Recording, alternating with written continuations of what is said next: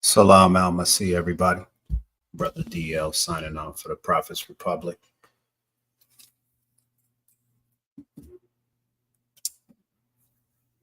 Guess we'll wait a second if we have some more brothers and sisters that want to join us. Not, we'll get started.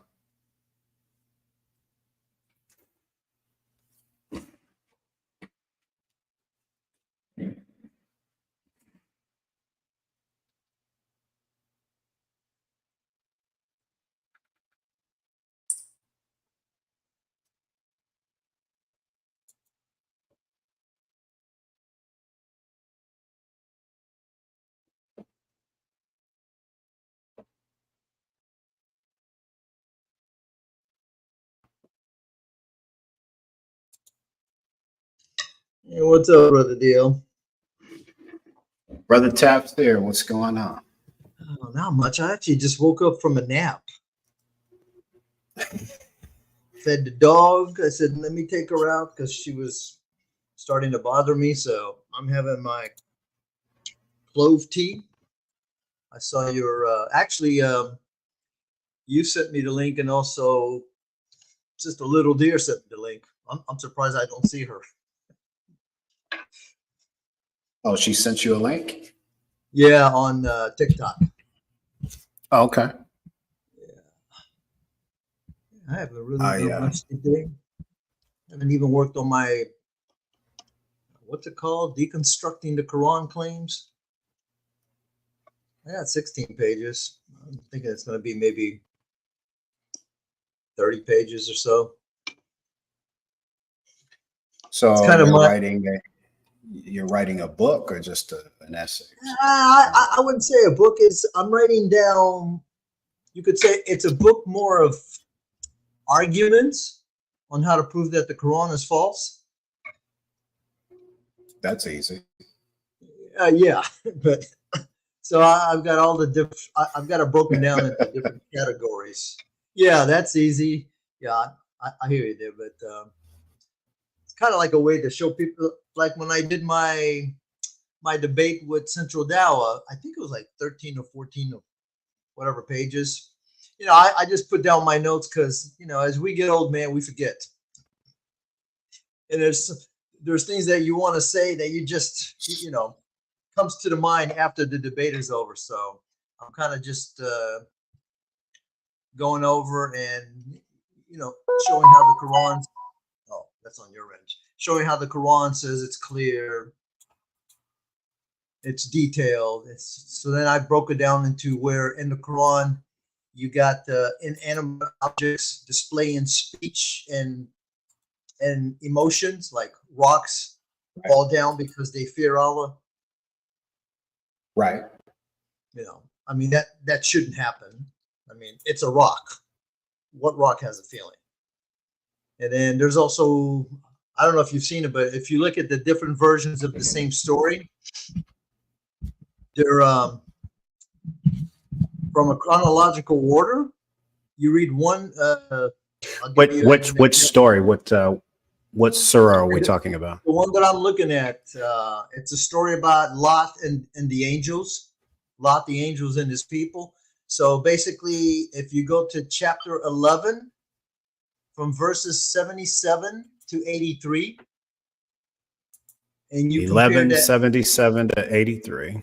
Yeah, I'll tell you what. I was able to find this book online. It's only about 19 pages, and it deals with some guy who did a comparison, a parallel comparison, and it's got all these different problems. So I'll send it to you on the Skype. But here is we see, if you read chapter 11. So it's from verses 77 to 83.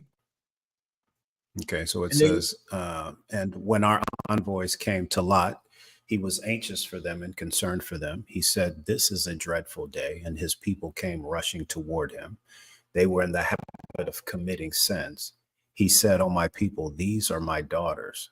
They are purer for you. So fear God and do not embarrass me before my guests.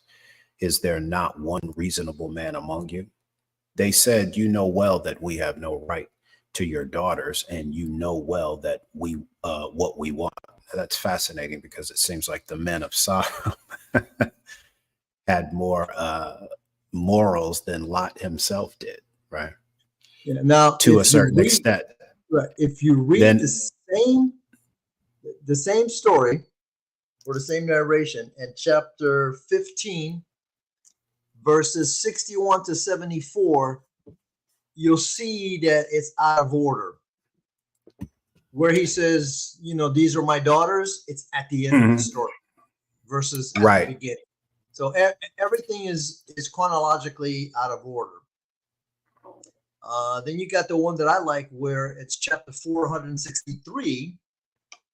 It starts out fine, right? He's talking. Of course, the verse doesn't say, "Oh, Muhammad," but so he starts off. Indeed, we have revealed to you, as we revealed to Noah and the prophets after him, and we revealed to Abraham and Ishmael, Isaac and Jacob, the descendants. Then it goes on: Jesus, Job, Jonah, Aaron, Solomon, and David. There's no chronological order to the prophets.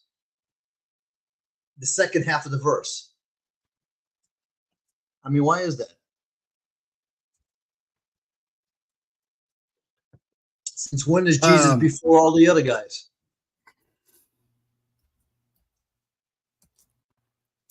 And it also doesn't make sense. In Dr. James White's book, Everything a Christian Needs to Know About the Quran, he actually has a chapter where he shows these discrepancies in these narrations. Oh, really? Yeah, as they're mentioned in the. Yeah, I might go ahead and. I think I might where have is that it book in my library? I know I have his the one about the Trinity, which I didn't have, and I'm not really a big fan of his, because I think he would make a good demi. I do like his debates when he debates Muslims, but I think he's a little bit too soft on Islam and Muslims. Yeah. I mean, like I said, you can honor somebody's scholarship, and right. not particularly. I mean, I particularly, learned, like the person. Yeah, I mean, I learned from his debates, but I've noticed sometimes when he's pressed he's just too nice. Let me. I'm gonna send you the link directly to where you can download the book, and you'll see what I'm talking about. The guy's name it's a hard name to pronounce. I think I even have his master's thesis. I think I'm not 100% sure. I think I got it from academia, who apparently my name is very popular in that website. It's by a guy. It's called The Narrative Contradictions in the Quran by Avnar Siddiqui. And it's based off of the works of, what's his name? Oh, yeah, Joseph. It's based off of his Joseph Whitston. And he's got a paper called Variant Traditions, Relative Chronology and the Study of the Intra-Quranic Parallels in Islamic Cultures, Islamic Contexts, Essays in honor of Professor Patricia Crone, edited by Baham. I mean, it's a big name. I'll see if I can find it. If I could have sworn I had it. Yeah, I know Patricia Crone. Yeah, apparently Bedham was involved in it. Assad Q. Ahmed was involved. Adam Silverstein, Robert Holen, and somebody else. Put out by Brill. So, like I said, it's by Brill. 19 pages. It's got some interesting stuff that I think could be used. Some of them, they were nice enough to color code it for us. Some of them they weren't. I'm like, oh man. So if you go down to the one about Lot and the angels, you'll see they color coded, and you can see, okay, wait a minute. and you can see the similarities. Now, also, here's the thing that I don't. So you're understand. saying I can Yeah, I download sent you it the for link. free. I sent you the link. You Doris, can welcome to the stage. it would be a lot faster than me trying to find it on my computer. You sent it to my email? I'm sorry?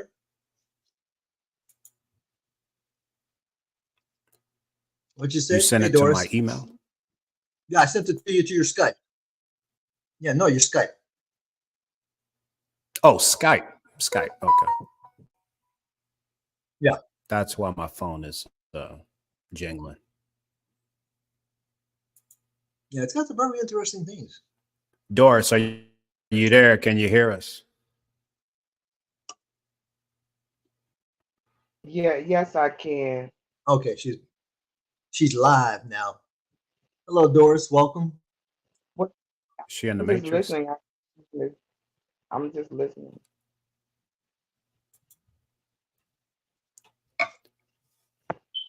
Hello? How's our sister Dorothy doing? I was told that one of her daughters had passed away. She trying to muddle through it. She came back to the group today. She had been out for a while. Yeah, Bob had told me like a month ago that something happened to her daughter, but then he came back and said, no, I was wrong. She didn't pass away. And then last week he came into a room and told me that in fact her daughter did pass away. So that makes me look bad because it's so long for me to reach out to Sister Dorothy and give her my condolences. But anyway, if she's back and she's functioning well, then that's a good thing. Yeah, it happened in July, so she's been off for a while. Oh, so that was a while ago. Mm-hmm. But she came back today.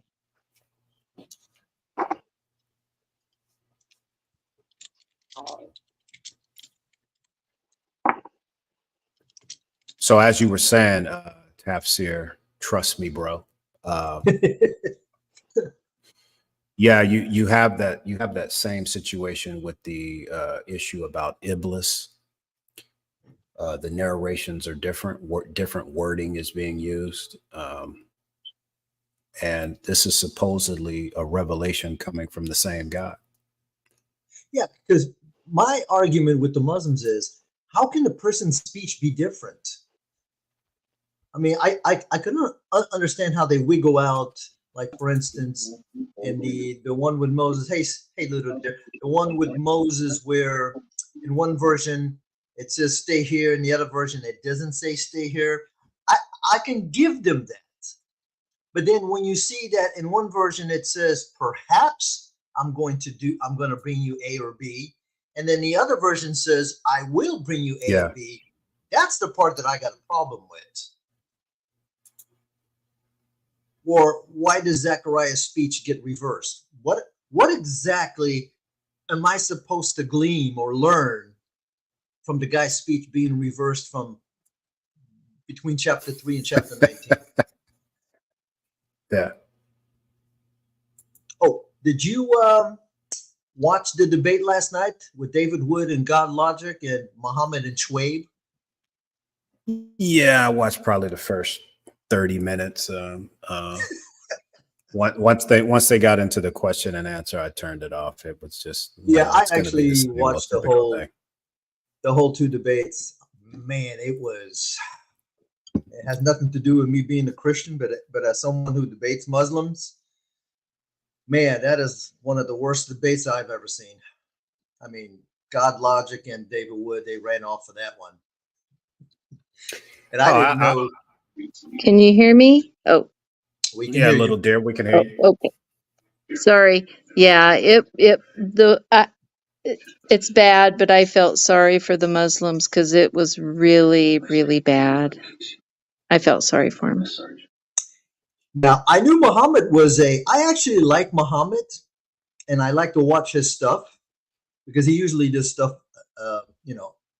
against the Sunni because he's a Quran only. And I gotta admit, some of the arguments that the Quran only make do have, make sense. Like, he's the first Muslim that I've ever seen that I think it's chapter 17, the one about the Muhammad supposedly flew to seven heavens. Right. He said, no, it's not Muhammad, it's Moses. And somebody from TikTok, Sasa, he gave me a link to where it reads, and I'll tell you, it's in the Legends of the Jews, where it actually says that Moses, God showed Moses the seven heavens. So it looks like, another story that was lifted from, let me see, he gave me. Yeah, it's lifted from the Talmud. Oh, he gave it to me. It's on my TikTok. Let me see. TikTok, Sasha. And he put together a PowerPoint that's very interesting. But I thought that was fun because I had never read, that Moses, and you could see it on the website. I'll post a link on the private chat here. So it's in Safari. Private chat. I posted it if anybody's interested. And if you click on it, of course I clicked on it, it's okay, it's loading. And it says, during his stay with him, God showed Moses all the seven heavens and the celestial temples and the four colors that he would employ to fit up the tabernacle. So I was like, because supposedly the story is Jibril took Muhammad through all the levels of seven heaven. Jesus was in the second heaven, and which is kind of weird because Jesus is in the lower level than Moses. I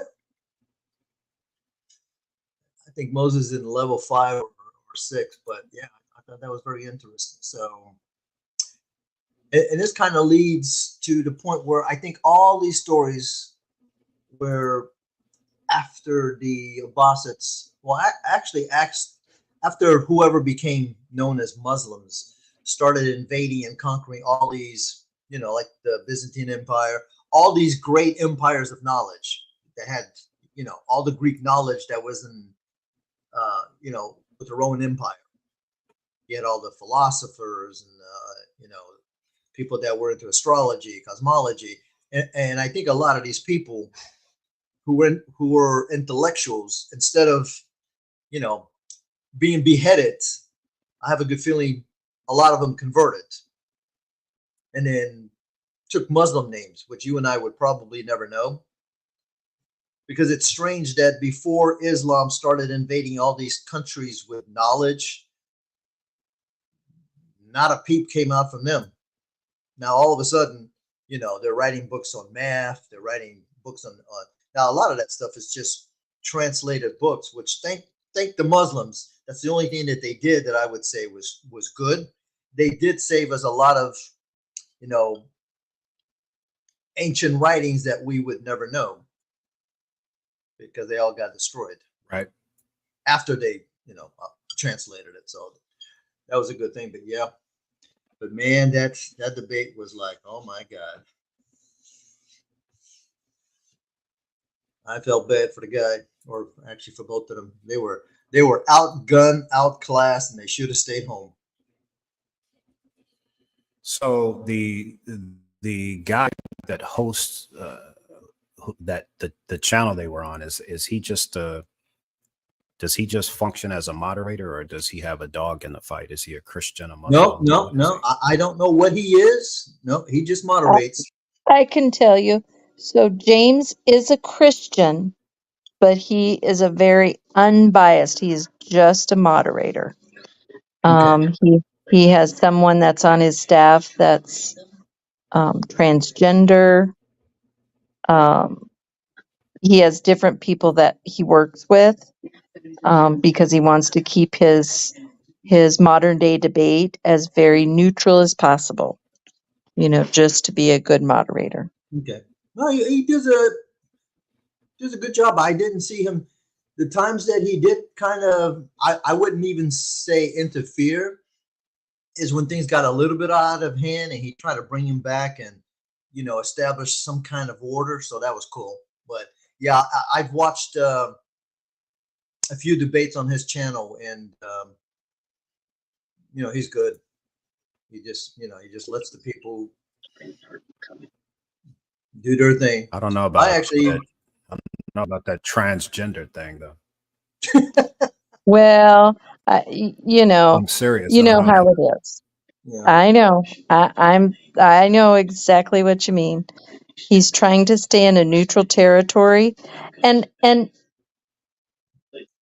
I don't know if the person had started to go through transition and now is not doing it anymore.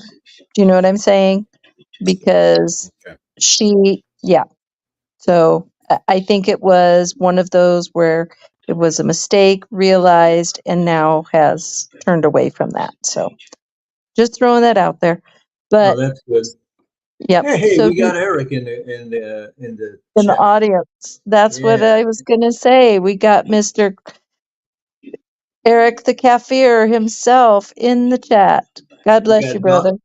got Sister Darcy. She's always on my channel. But Hey, yeah, Darcy. I'm actually, well, if I can find anybody to debate, which I'm even surprised Central Dower, because he gave me a hard time. He's like, "Oh man, I don't know you. You don't have any followers. Why should I debate you? Why don't you come into my live stream? If you can answer these questions about the Trinity, then I'll consider it." I'm like, okay, but I was like, bro, I don't do the Trinities. Either you can prove that Muhammad is in the Bible, or you can't, and we'll part. Hey, listen, I'm not here to force anybody to debate any of my topics. So if you want to debate, great. If you don't want to debate, great too. I don't want to be accused that I put a gun to somebody's, to somebody's brain and say, well, you have to force me. Unlike the Muslims, like the gal that I debated, she spent 20 minutes trying to see if she could sucker me into, going into the Bible. But I was a little bit slicker. I told her, listen, Mom said I was born at night, but I wasn't born last night. So, DL, if you don't mind, I want to jump into the topic here. Why Isa of the Quran is not the Jesus of the Bible. So, I've spent this weekend off of social media trying to do some research and stuff myself.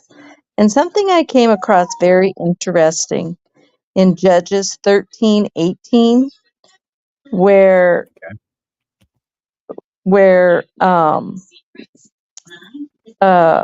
Samson's parents, the angel of the Lord appears to them. Mhm. And Samson's father says, "What is your name?" And the angel of the Lord said to him, "Why do you ask my name, seeing it is wonderful?" And if you go to Isaiah 9:6, "For unto us a child is born, to us a son is given, and the government shall be upon his shoulder, and his name shall be called Wonderful Counselor, Mighty God, Everlasting Father, Prince of Peace." Is there anywhere in the Quran that it calls the Messiah wonderful?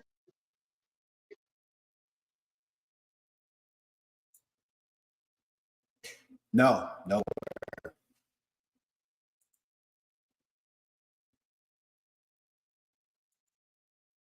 Says that he's a pure son. And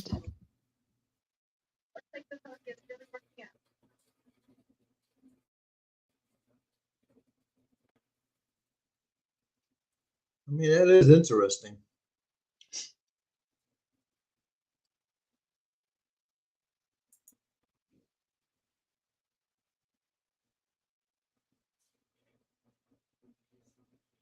so we've got I Jesus in the brought up. Quran. What's that?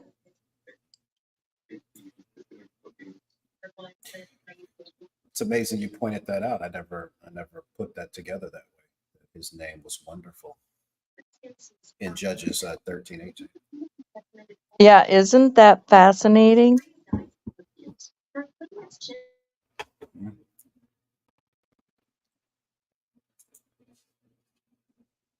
So we can see Yeah, in let the me see if I can Quran, Surah 19:19, Jesus was sinless. He breathed life. He was a pure son.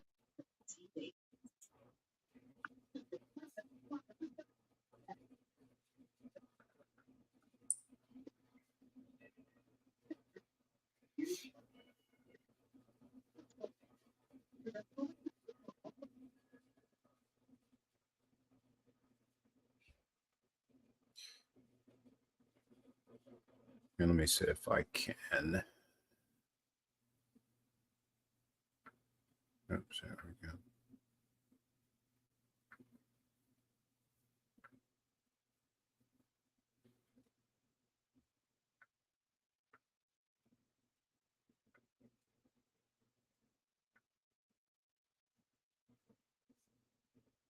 So the word in Judges is pilah. Oop.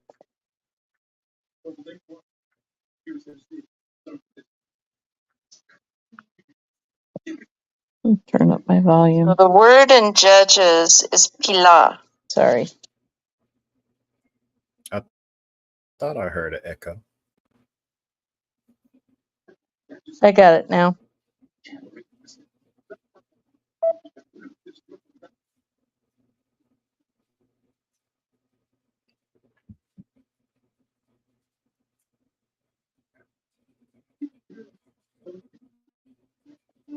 But the word in Strong's H6383. Pill E. Pili. Pill E.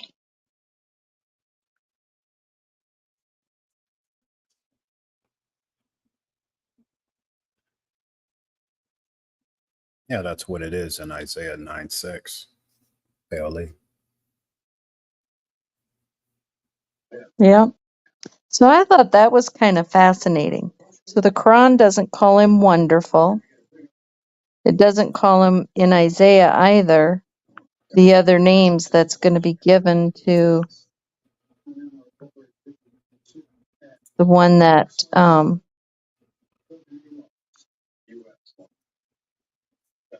in the messianic scripture there in Isaiah. For unto us a child is born, unto us son is given, and the government shall be upon his shoulder, and his name shall be called Wonderful Counselor, Mighty God, Everlasting Father, Prince of Peace.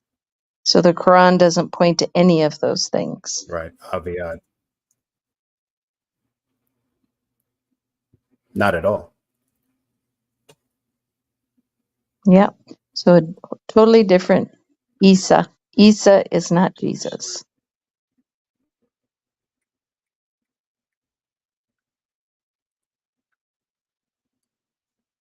It didn't seem like we can get any Muslims to come in here and argue that point.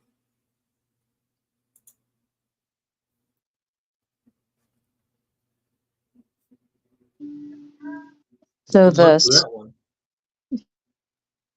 So the scripture they were using last night on their argument was John 15.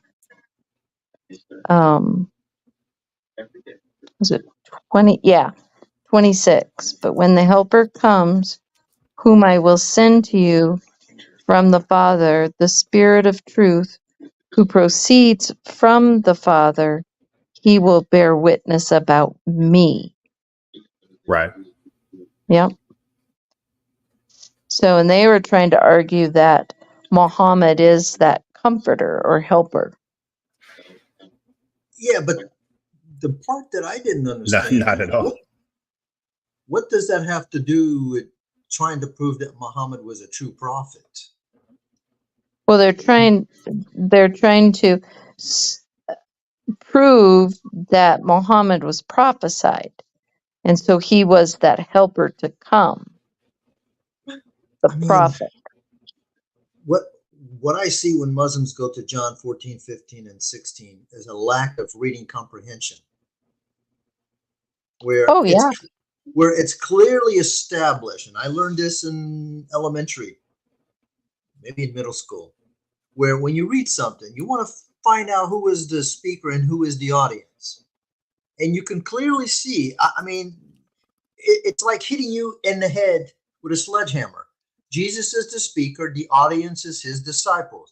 Anytime Jesus says you, it's referring to the disciples. Now, I know a Muslim, I think the one that debated God Logic, and I think also Central Dow tried to pull that one on me.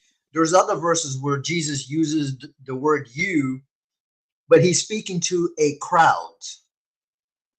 So it's not Right. it's not focused to any specific group of people. It's just, just a crowd in general. But in 14, 15, and 16, you can see it's very specific. He's speaking to the disciples. He's telling them, this is what I'm going to do for you.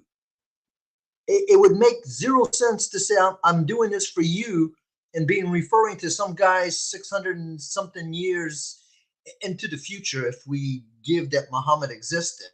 It would make no sense. And also the other thing that I've learned, Muslims have no idea of the concept of, past tense, present tense, future tense. And this clearly is in the Quran. A lot of times when they say, that book is referring to the Quran, you look at the verse, it's in the past tense. So it can't be referring to the Quran, which didn't exist. And we sent.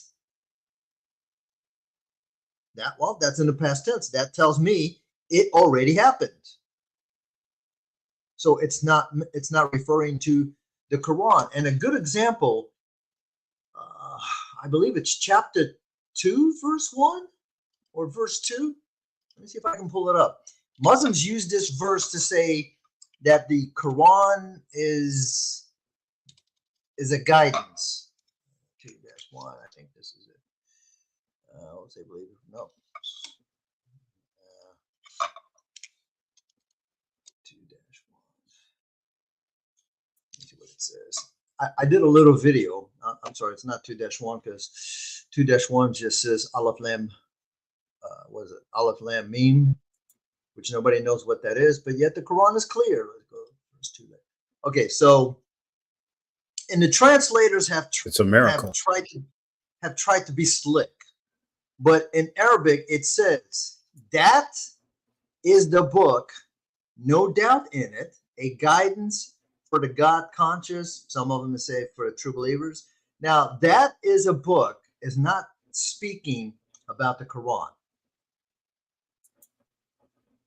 Now, the slick translators, when you read like Muhammad Assad, even Pickthall, they use, or Yusuf Ali, this is the book, which you could say that this is referring to the Quran. Even though I would still argue that the word used, Al-Kitab, is a book.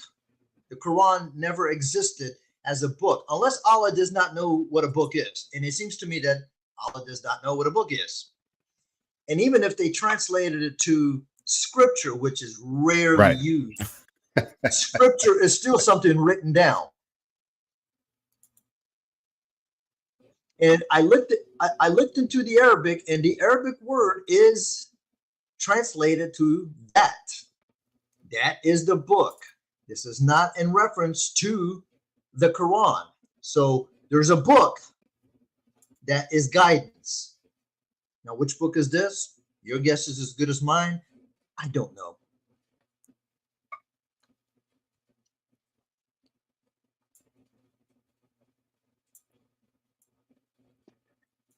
There's a few others that's very, to me, it's like,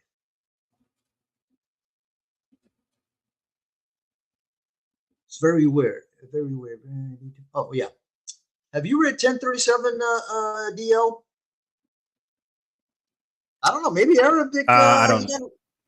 Maybe you do have to read it in Arabic, but I don't know it right off the bat. Maybe we can pull it up. So- Hang on a second. So in 1037, what I see is it refers to the Quran, but then it says that the Quran is a detailed explanation of the book, but we don't know what that book is. Because they have Quran and they have El Kitab separate. So basically, in my translation, which I try to use the word for word, it says, and not, excuse me, and not is this the Quran, that it could be produced by other than Allah, but it is a confirmation of that which from between his hands and a detailed explanation of the book. There is no doubt in it from the Lord of the worlds. This is not speaking about the Quran.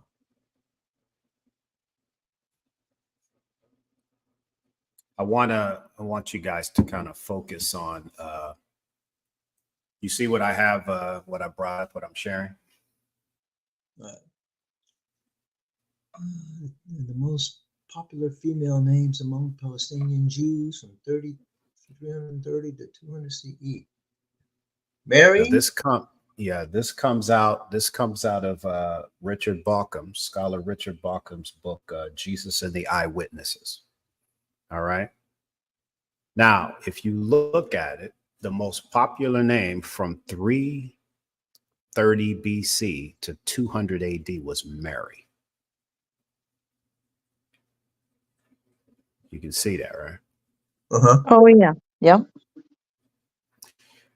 We can clearly see that when we read the New Testament because there's Marys everywhere, right?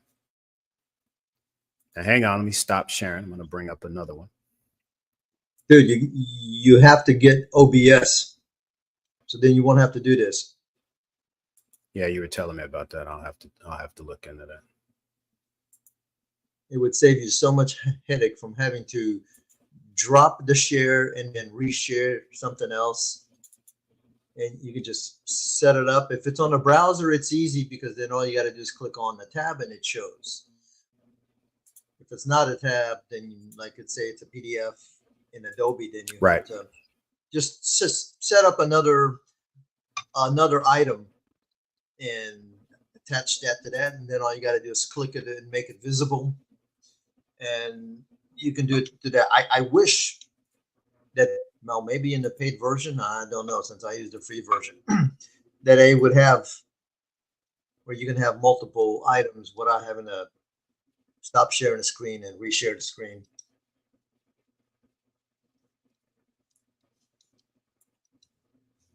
I have no problem with that. We'll look into that.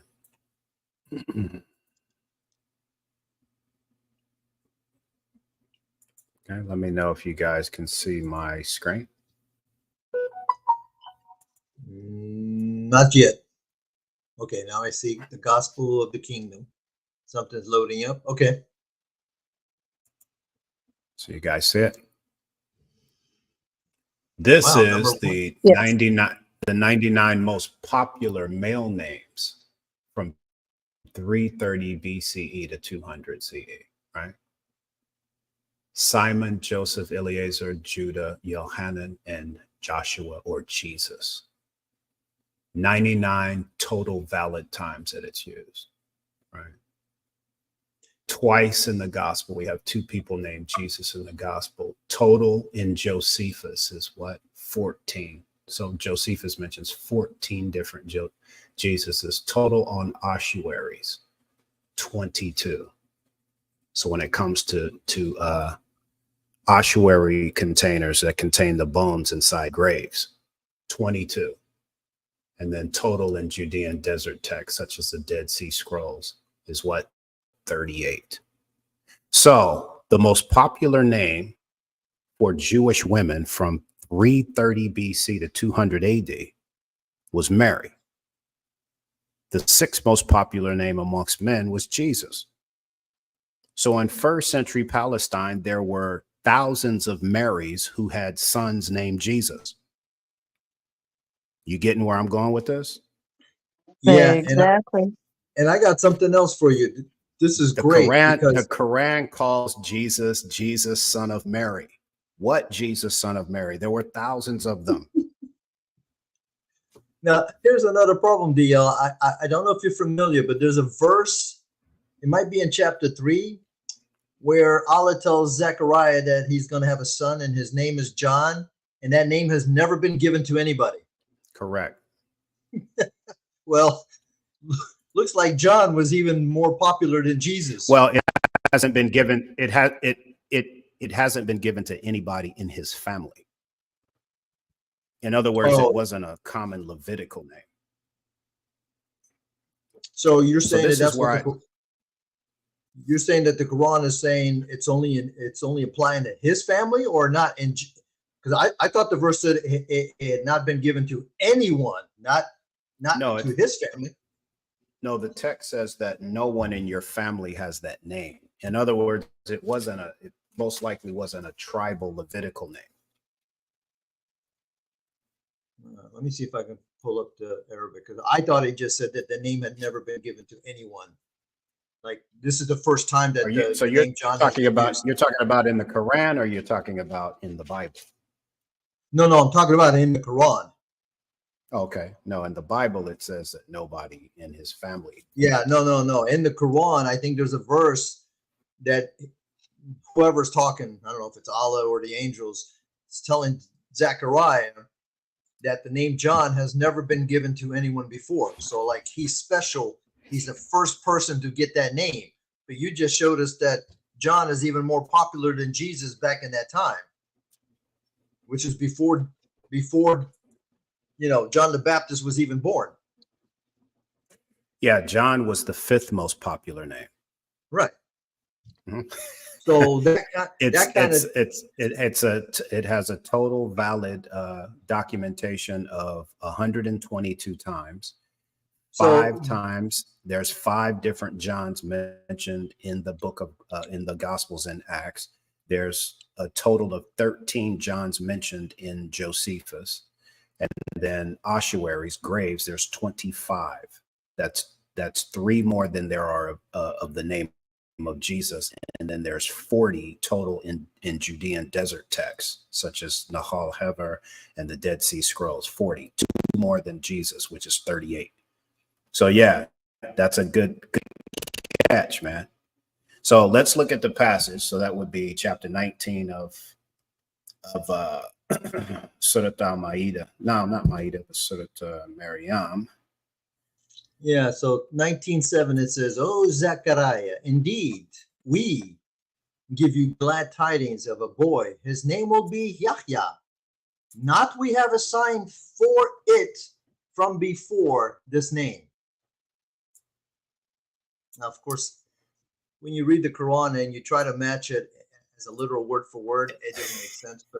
But it's clearly saying, let's see, what does Yusuf Ali say? "O Zechariah, we give you the good news of a son. His name shall be Yahya.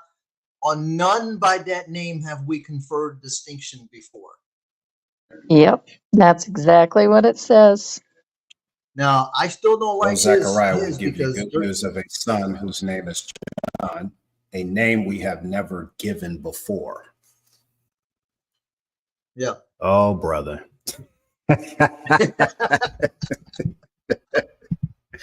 Now I can already see that's a good catch, man. That's an excellent catch, man. So when you put that up on the screen, I was like, wait a minute. Because I didn't have the most popular names, but I had done some research and I had, now you won't find it. Well, Yahya is just a translation. So you won't find John, John, but the name that you had there was like Johanna. And it's even in the Bible. I believe that name is used in the Bible, in the Old Testament. So wait a minute. Your Allah just said that name has never been used before, but we got a guy with that name in the Bible? Whether it's in the the New Testament obviously clearly has that, but yeah, that's something I'm gonna have to remember for my where Allah doesn't know. it's going to go in my category of Allah doesn't know. As a matter of fact, you know what? Let me put that down there before I forget. I've got it marked Kali down Katu already. Fatimata. What is he writing? And is that Russian he's writing it? For the cross and the crescent? Yeah, that looks Russian to me. I'd suggest that brother Fatimata or sister Fatimata, you might want to translate that into English and then repost it, and we can see what you're saying. So let's see where we're at right now. Number one. Money. They're looking for money. Okay, 80,000 euros. Well, it's not going to happen. Yeah. It's all right. So this is where we're at. Trying to stay on point. This is where we're at. So number one, we have the most popular name amongst women 3 centuries before Jesus and 2 centuries after Jesus is Mary. So there's Marys everywhere. Right. Then we have Brother Courtney. Welcome to the stage. Good to see you, brother. Then we have Jesus, who is the 6th most common name used, right, amongst men. 3 centuries before Jesus, 2 centuries after him. So the Quran calls Jesus Isa ibn Maryam, Jesus, the son of Mary. So the question is, well, what Mary and what Jesus? Because remember, Jesus would have ran into a lot of other guys named Jesus who had mothers named Mary.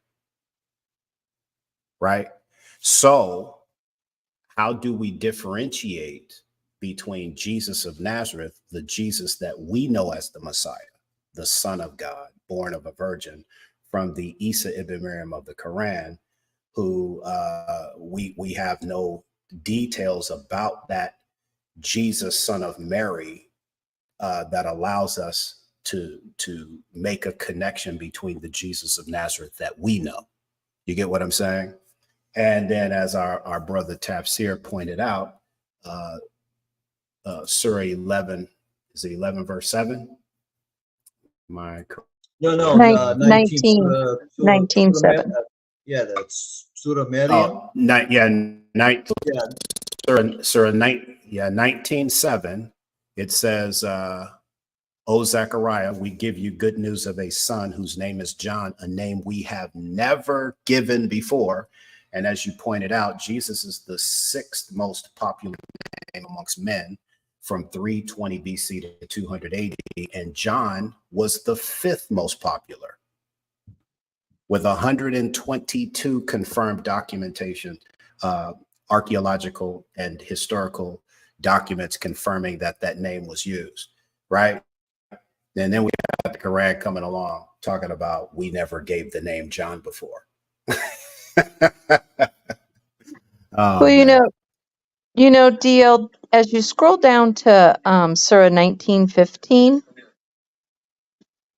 it also says, and peace be upon him the day he was born, right. and the day he dies, and the day he is resurrected alive.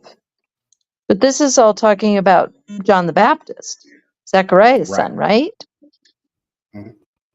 Yeah, there's 2 of them. If you go further down, it also Jesus is saying that, or Isa. Right. That's correct. Yeah. Mm-hmm. I got confused because I was like, no, that's only referring to John. So peace be upon me the day I was born and the day I die. Yeah. Now, anybody with half a brain. This is the one where Jesus, and this is actually Jesus speaking. Right. Right. But it also says that up in 15 about John. Yeah. But the one on 15, it's Allah or the angels telling. Yeah. And peace be on him the day he was born and the day, but then down further where it's Jesus actually speaking. Wow. All right. So let's get back on point. We're kind of changing the topic a little bit. So we're talking about Isa ibn Maryam is not the Jesus of Nazareth, right? So we've shown that the Muslim has to first show us how this Jesus, son of Mary, is the same Jesus, son of Mary, that we follow in the Gospels, right? Yeah. Am I talking to myself? No, Nope. no. Hey, Nope. We're hey, listening. Courtney, can you hear us? Yes, I can hear you all. Okay. We Hey, said, Courtney. what's up to you? We didn't hear you respond. Blessings, peace. Anything you want to add? No, I'm literally just here observing, listening real quick before I gotta go into work. I got about 20 minutes before going in, so I was just tuning in. Okay. Glad you showed up, bro. Okay, so the onus on the Muslim would be to show us how these are the same people, because clearly Jesus of Nazareth died by crucifixion and rose again, right? He was born to a virgin, but that virgin was told by Gabriel that he would be the what? The Son of God. Now you're talking about the Trying to Bible, not the engage you Quran, right? folks. Yeah, yeah. So, like I said, the Jesus, son of Mary, that we follow, right, is known.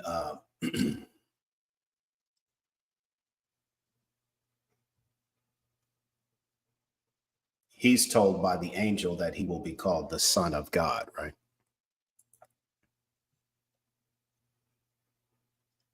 Man, it's tough Yeah. to get some interaction with you guys.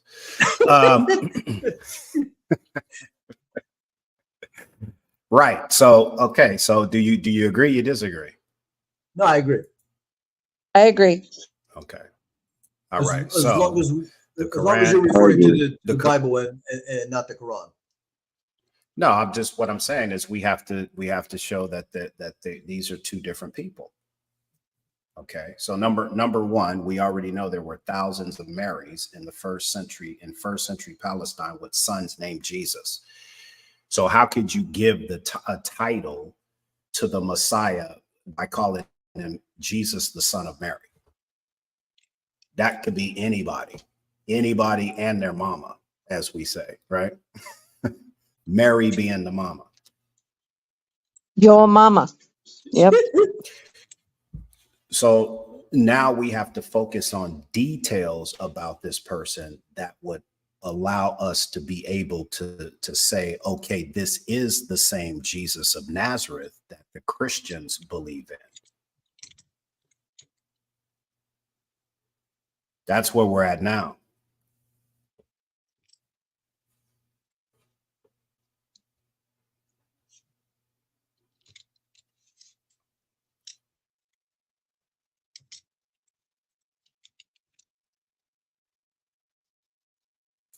Well, they have nothing. a lot of things that they have to prove that they can't, because the Quran is very vague. We really don't know anything about this Isa character, besides that his mom is Mary, her father is some guy named Imran, and she's got a brother named Aaron, which is kind of weird, but I mean, you know.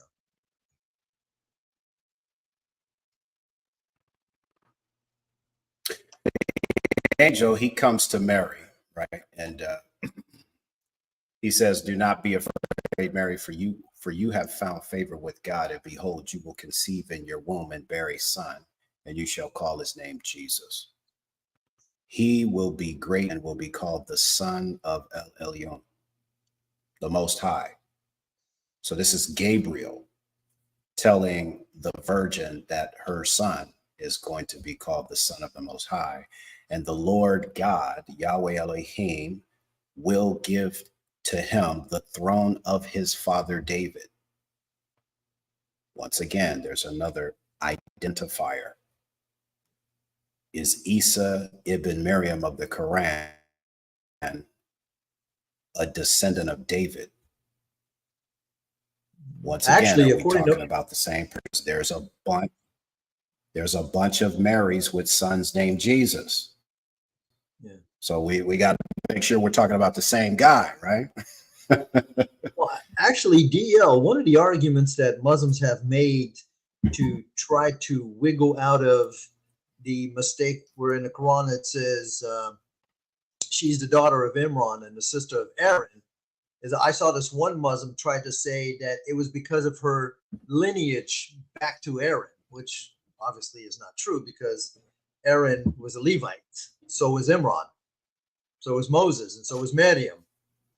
And Mary, in order to fulfill the prophecy, she has to be from the line of David, which is Judah. So, but that's one of the ways that they try to wiggle out. But this is really interesting because it's clearly saying here that Jesus is going to be called the Son of the Most High, and you can just replace that with Yahweh. Oh yeah, and then it even And says yeah, down here that he will be called the Son of God. So the son of El Elyon, which was the name used by Abraham, right? Melchizedek was the priest of El Elyon, Ha El Elyon, right? well, the verse 35 could also be used against the Muslims who tried to say that the Comforter, the Holy Spirit, is Muhammad, because according to 35, what does it say? And the angel answered her, the Holy Spirit. Oh, no, I'm sorry. Muhammad will come upon you. Yep, that's another good one. So Mohammed's the father of Yes. Jesus, right? Yep, that's a good one to link to but hang, that. but hang on, but now we have to remember that we're talking about a binitarian angel.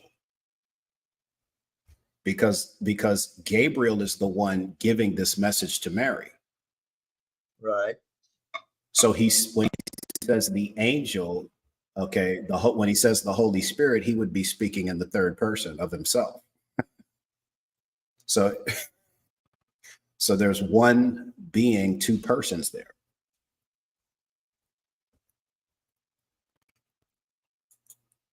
Now, didn't the early Jews? But the point I'm trying to make, or that I'm trying to make, is that I'm just not at the point of even engaging Muslims when they say, well, the Quran, says this about Jesus. Well, it's saying it about a Jesus, but not the Jesus that we worship. Because you first have to prove to me that we're talking about the same person, right? And we're not talking about the same person.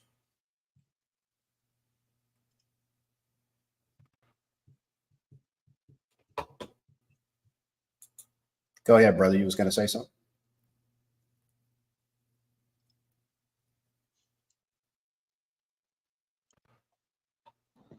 Mic check. I can hear you. I have a question, if I may ask. Go ahead, bro. Is Nazareth even mentioned in the Quran as a location? Because I know the Quran doesn't really give a lot of physical locations to the places where Jesus makes statements, very much like a sayings collection, Thomas or a Q sayings collection. But yeah, I was just wondering if Nazareth is mentioned at all in the Quran. Not at all.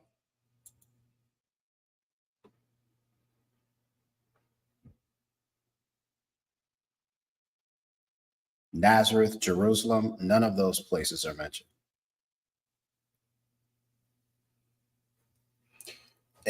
Courtney, are you familiar with the work of Dr. Walter Kaiser? Yes.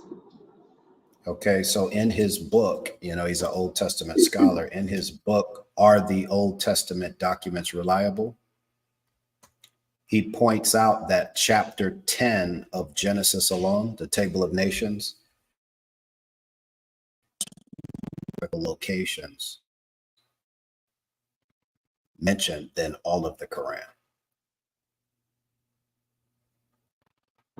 You broke up just a little bit. Can you please say that last part again? Chapter 10, Genesis, the Am table I of break? nations, and then you broke up. Am I breaking up, folks? You're good now. Yeah, you were breaking up. Okay. In his book, the Old Testament documents, Are They Reliable? He states that chapter 10 alone of Genesis has 5 times more geographical locations mentioned than all of the Quran. Yeah, I think Eric did something to the same. Now here's interesting. We know how significant Jerusalem is, but like you said, it's never mentioned in the Quran. Why is that?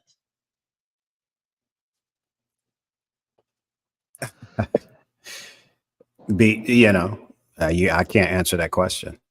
I have a But theory. but because it doesn't, then that makes it tougher for a Muslim to prove to us that this Isa ibn Maryam, which there were thousands of them in the first century, is the Isa ibn Maryam that we worship. Go ahead, Courtney. Yeah, as I mentioned in describing the way the Quran sort of just gives us statements or sayings, it sort of parallels the popular Syrian tradition of sayings collections, which became popular in, I want to say, Damascus, not Damascus. It became popular in Syrian-speaking communities, to utilize sayings texts and almost as lectionaries, but they weren't really lectionaries, and this is sort of why the Gospel of Thomas, for example, reads the way it does. It's likely a text that's coming at the end of the 2nd century from a Syrian community around the time another very popular Syrian text gets widespread, that's writing in the same literary style, a whole bunch of sayings. I know Craig Evans has written on this. Gathercall's written on this. A lot of people have written on it. They primarily see texts like the Gospel of Thomas, or possibly, if there ever really was a Q looking similar to it, but Q wouldn't have had this type of influence. It's coming from a Syrian culture, not Assyria, but a Syrian culture, you know. And at the end of the 2nd century, and even with the Gospel of Thomas, if this is a text that may have been circulating around Arabia, that Muhammad might have orally heard being read before, 114 surahs, 114 sayings. A little bit of a parallel there, even though it's pretty vague, but it is possible.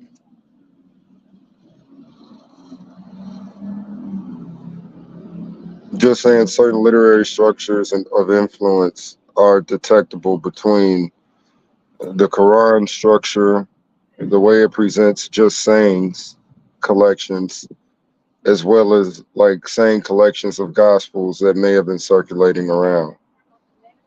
That it might also Right. be able to explain the influence or the understanding of the bird and the clay tradition,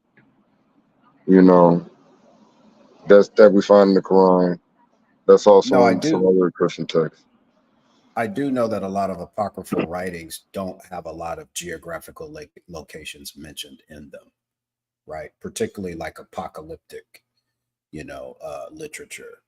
Uh, and I don't fault the Quran for being a product of its time.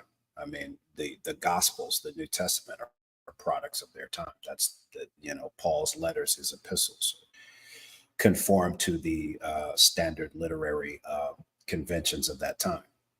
Um, But we're talking about a book that's claiming that it confirms that which came before it. Well, and a The God that scriptures claims that, he's that, yeah, and a God, yeah, Allah, that claims he's the same God as Yahweh. So, is Yahweh yeah, blind of what he remembered telling, Moses back in Genesis? Yeah, he's totally blind.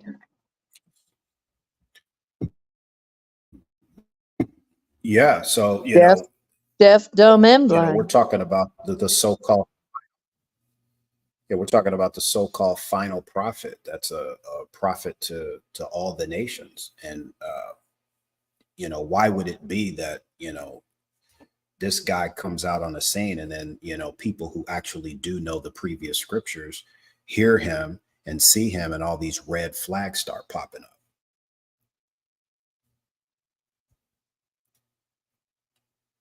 And then there's questionable behaviors of his that are written by his own ummah, his own followers, in this ahadith literature. Like I said, when it comes to correcting Christians, for you to gain my respect, or for Muhammad to have gained my respect, is if I had seen that he really actually engaged Jews and Christians theologically with their scriptures. As we see the apostles, where's the first place that they went when they went to proclaim the gospel? They went to where the scriptures were at. They went to the synagogues. They engaged people with their scriptures. Now, if Muhammad had gone into a church and we had it documented, and he took the Christian scriptures and proved from the Christian scriptures that you guys are not worshiping God correctly, you'd gain some of my respect. But when you just have vague statements like a portion of the people of the book rejected this or didn't believe in this, and you don't even know what it was that they rejected or they believed, how can we pinpoint anything? How can I say, Muhammad's right about that?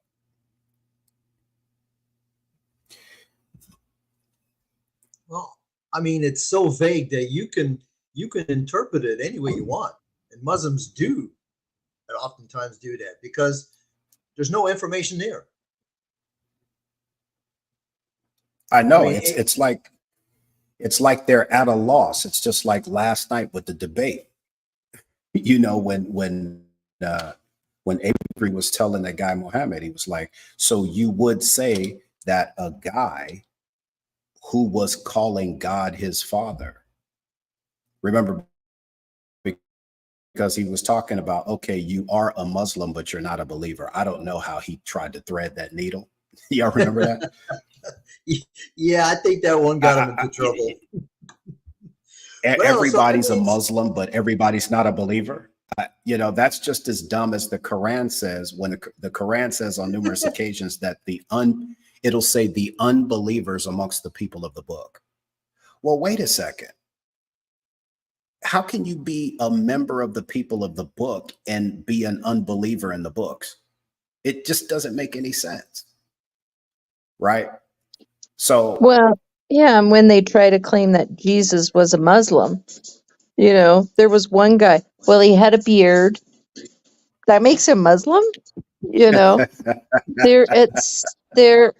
are in such dire straits, just like Muhammad was in his time, to prove who he was. He was such a narcissist, to try and prove he was the final prophet, this prophet sent from Allah, that is supposedly the same God as Yahweh. He was so desperate, he grasped at anything. So, I mean, it's just so plainly obvious that this is put together by a man. right. In those passages where it speaks about the unbelievers of the people of the book, does it exhort and exalt them, or does it mock and shame and ridicule them? Because it would seem like, in light of the claims of corruption of the book, That would actually be a positive aspect of their faith, to be an unbeliever of the people of the book. Exactly. That's the point I'm trying to make. There's so much. See, what you just said is something that they don't see. Because number one, their position on the Bible is that it's corrupted, right? Mhm. Well, if there's unbelievers amongst the people of the book, wouldn't that be a positive thing? Right? That there Because were remember, true believers. they they have a problem with us because we believe the book. So why would there be a problem with the unbelievers of the book?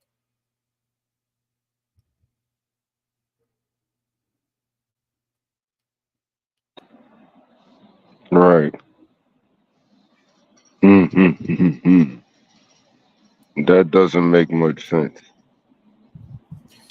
I said the same thing about Surah 2, ayah 85, where it says, do you believe in a part of the book and reject the rest of it?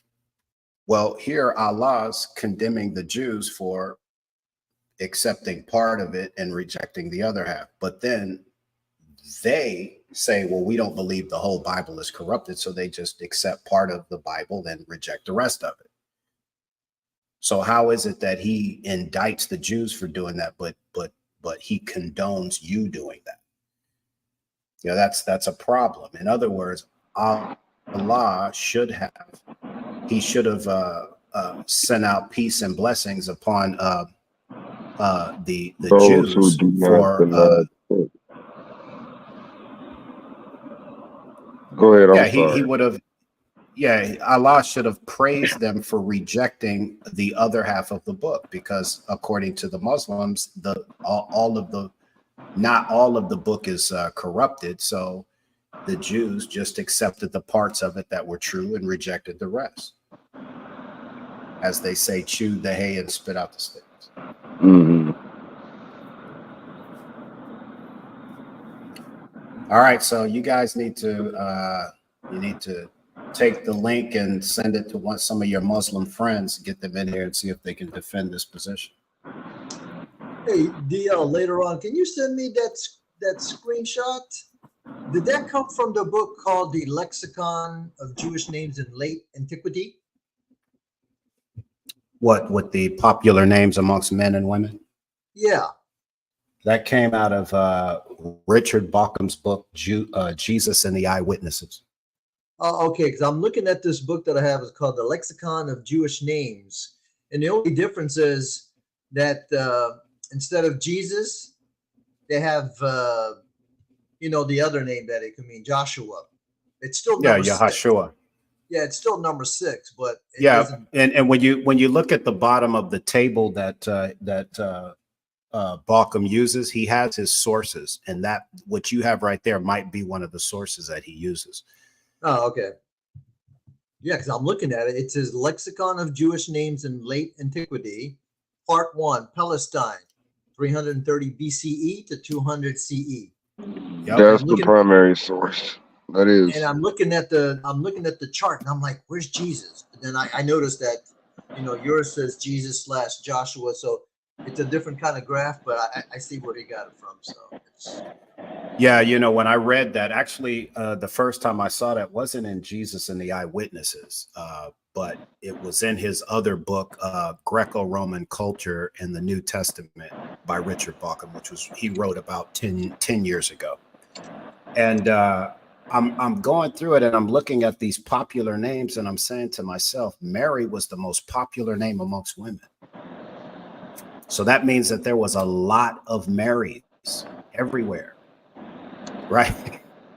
And I just put it together that just calling Jesus the son of Mary doesn't identify him as the Messiah, because there's tons of Marys with sons named Jesus.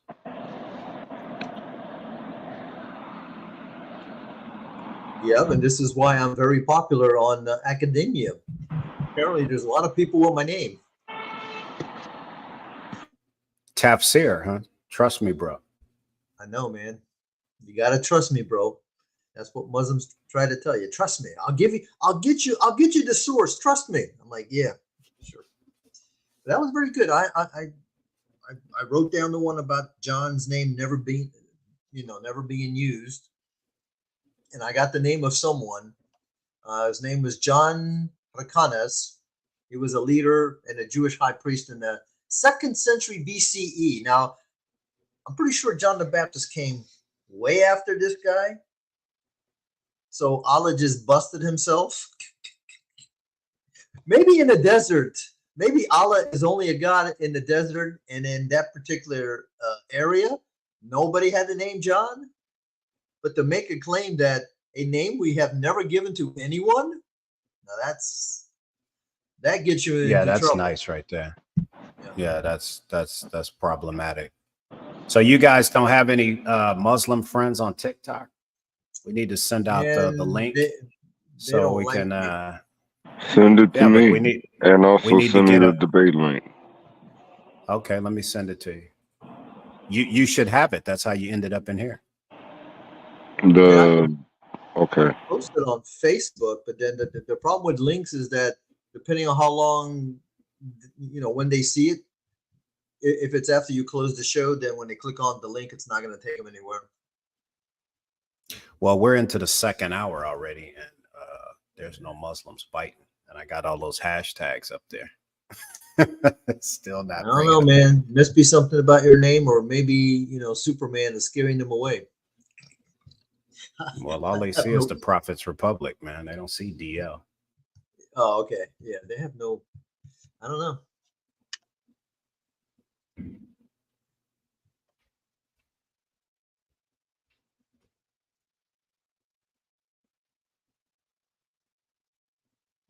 I'd love to get Rocco and the Rockettes in here. Oh man, that'll. You know what would be anarchy. Cool on TikTok if they had a section where you can put like comments, and then you could, usually most people when I post a video they get notified, and have the same thing where you can post a link, and then people get notified, or you can just tag. I don't really follow that many Muslims. As a matter of fact, I think I'm blocked by most of them.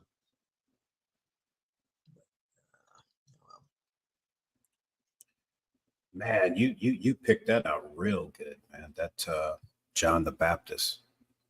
Yeah, and I actually picked that up a long time ago, but I never used it. And when you put that chart up there, it's like an old memory popped up. And I'm like, wait a minute. When you showed me that chart and it said that John was number 5 of the most, popular names back in that era, and I'm like, wait a minute.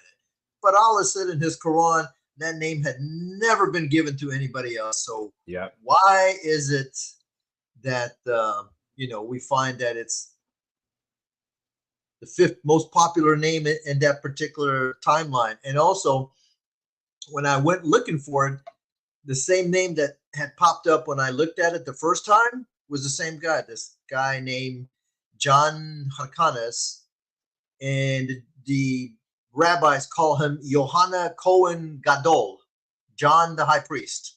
So clearly John was in use for a couple centuries, because this he's in the 2nd century BC. So Allah just busted himself again. Also, there's another verse where I think it's 39:6. It says, "He created you from one being, then from that being he made its mate, and he had provided for you the cattle 8 kinds." But there's more than 8 kinds of cattle. Right. So, I mean, I don't know. Allah seems to be, same thing where there's the other verse where he says, of everything we created in pairs, but there's lots of things that are not created in pairs, like fungi and bacteria and the whiptail snake, and the thing is, we don't know what does it mean, pairs. Is it male and female? Because I've had Muslims say, "Oh, no. You see, what it means is like you have matter and antimatter. You have, a neutron and a proton. You got night and day, blah, blah, blah.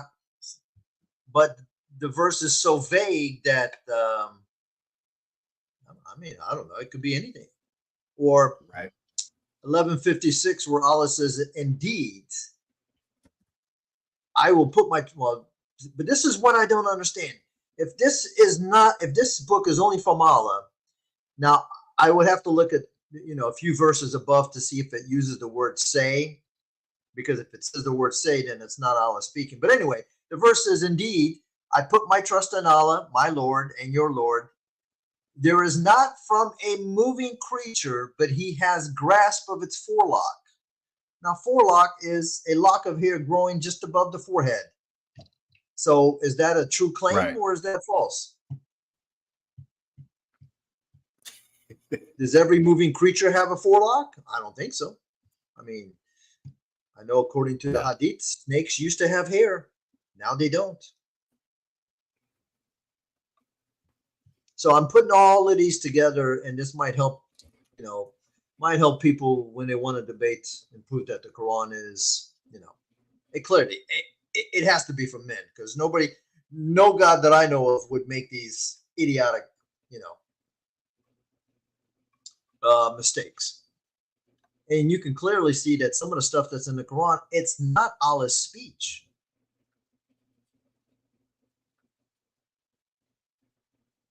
And it makes no sense. Like Quran 42:10, it says, "In whosoever ye differ, the verdict therein belongeth to Allah. Such is my Lord, in whom I put my trust, and unto whom I turn." Right. Well, who's talking there? Is it Allah? Because I don't think that there's anything prior to that would indicate that somebody was told to say that. Let me see, 42:10. And also, if you read the Quran, you'll notice that a lot of times Allah is the God of maybe and the God of perhaps. Now, here's very interesting. In the clear Quran, the translator realized that there's a big boo-boo. So in his translation, he has "say to the believers, O Prophet," because then it would make sense. But it doesn't say that in the Arabic. So the problem is that if Allah is saying this, then that makes absolutely no sense, because I'm looking at the chapter. Nowhere prior to 42:10 do we get Allah saying "say," say, "O Prophet," or whatever. So this is Allah saying that Allah is his Lord, and he's going to put his trust in him and turn to him. Well, that's kind of problematic. And we have a kafir on stage now. He's The here. kafir. All right, it's about time. What's up, Eric? How you guys doing? Doing all right. Good, man. Yeah, I just think saw a Skype message or something just popped up on my computer. I don't know if my computer's slow and just picked it up, or it says that you were started at 6:30 Eastern, which means that you've been here for Almost about an hour and a half. an hour and a half. Yeah. Yeah, hour and 23 minutes. Yeah, All right. but I was told you were in the audience, and when I sent that, I actually made a mistake. I thought I was sending it to the whole group thing. I haven't been on Skype in a long time, so I gotta figure out how to reuse it. So Yeah. Sorry. So have you been listening, or you just now came in? No, I just tuned in. I don't even know what the topic is. I just I see the DL out there sending a Skype and something, Well, wait a minute, Eric. So who's the cross and the crescent that put a message?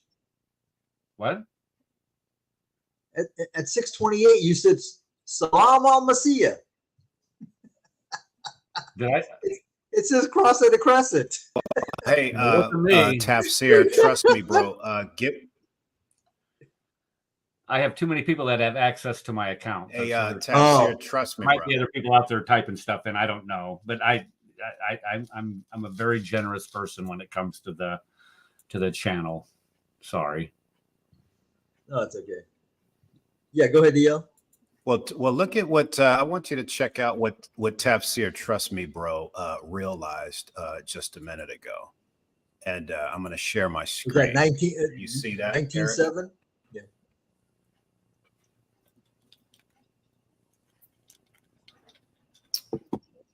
Can you guys see that? Yep. Yeah. Okay, so as I said, this is Richard Bauckham's Jesus and the Eyewitnesses. Now, the sixth most popular name amongst Palestinian Jewish males from 330 BC to 200 CE was Jesus, right? And that was my focus. But Tafsir, trust me, bro, he noticed that John was more common than Jesus was. And he pieced that together with Surah 19, is it 19:7? Yeah, 19:7. Okay. What does it say, Surah 19:7? Let me pull it back up. Let me go 19.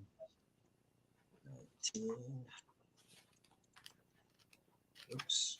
I'll put 19 over here. 19. Eric's Okay, got his 19. top copy up. The book that is this the reference that you're getting this from, DL? Yeah, but he got his some of the sources that he uses. I think Tafsir has those sources already. Yeah. So 19:7 says, "O Zechariah, we bring to you good news of a son whose name will be John, a name we have never given to anyone else before." So when DL put that chart up there, an old memory popped up because I had researched this before, and I had found that clearly there was names, people with the name of John or Johanna, which is just a Jewish name. And so Allah just lied here to us because according to DL's information, and I have the book where that source came from. Can I ask a question? That you said that's from a Tafsir, or is that from the Quran itself? No, that's from the Quran, chapter that's the 19, Quran verse itself. 7. What's the chapter? Chapter 19. Surah Maryam. 19 Surah Maryam, verse number 7. O Zechariah, it was said, we give you good news of a son by the name of John. To none we have attributed the name. Oh my goodness, I got to write this down and I got to bookmark this sucker. And so when you parse this out, folks, it shows the total valid confirmations of this name being used is 122 times. In the Gospels and in Acts, it's used 5 times. Josephus uses the name 14 times for 14 different people named John. Total ossuaries, these are burial tubs, 44. Oh, I'm sorry, I'm reading the wrong one. 25, and then 40 total Judean desert texts, which would include Nahal Hever and your Dead Sea Scrolls. That is a big, big blunder that our brother found, man. That's amazing. Yeah, see, Eric, I'm putting together, deconstructing the claim that the Quran is from Allah. So I've got all these different categories, and one of them is like, I've got historical, errors. You know about that, King David with chain link mail and crucifixion, right? So I have these. There's a category in my chapter which is called Allah is not all knowing. So, and that's one of the verses that I just put in now because, like I said, I had totally forgotten about this until DL put up that chart.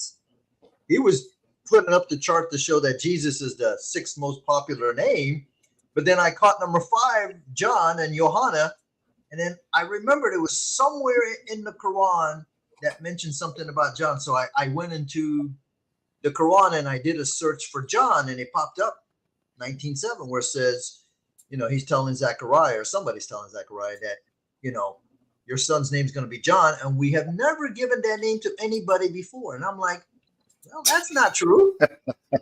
Right. And this, in the context of this, is spot on, because this is supposed to be taking place in the 1st century, correct?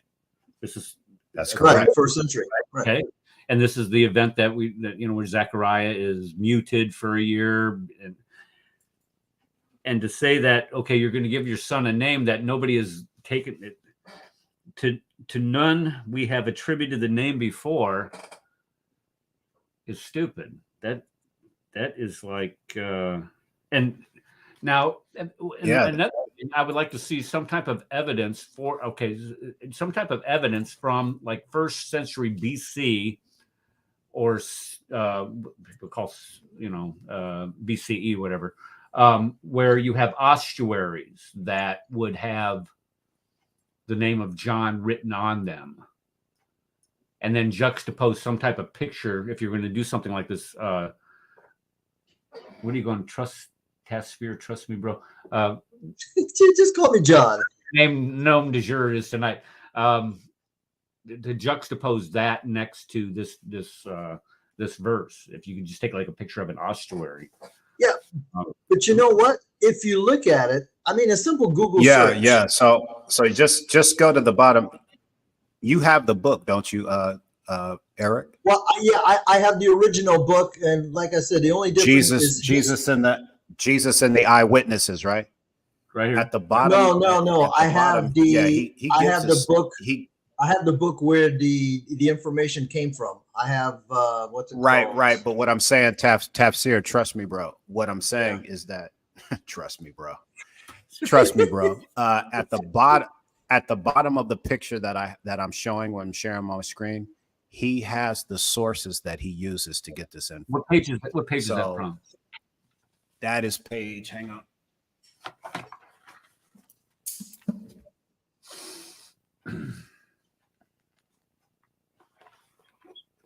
It's a table, being an index. That's page. Start at page 95.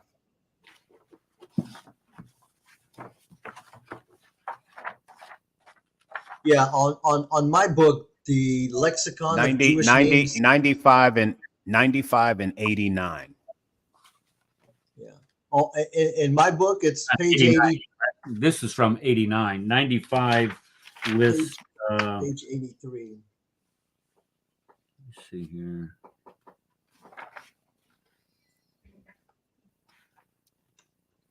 Most popular female names. Right. So the most popular male names is on page. Wait a minute. He has the book? 85. Page 85 is the male names. Right. 85. I'm sorry. 85. Did I say 95? Yeah, that was the female. It's all one big graph, though. I mean, it's just right. It's in the middle of the graph. So yeah. Yeah. So he it looks like he has his sources like at the bottom. So you can just kind of look at those. Yeah, that's okay. And you know, but it's just like if you look at this page that I have up right.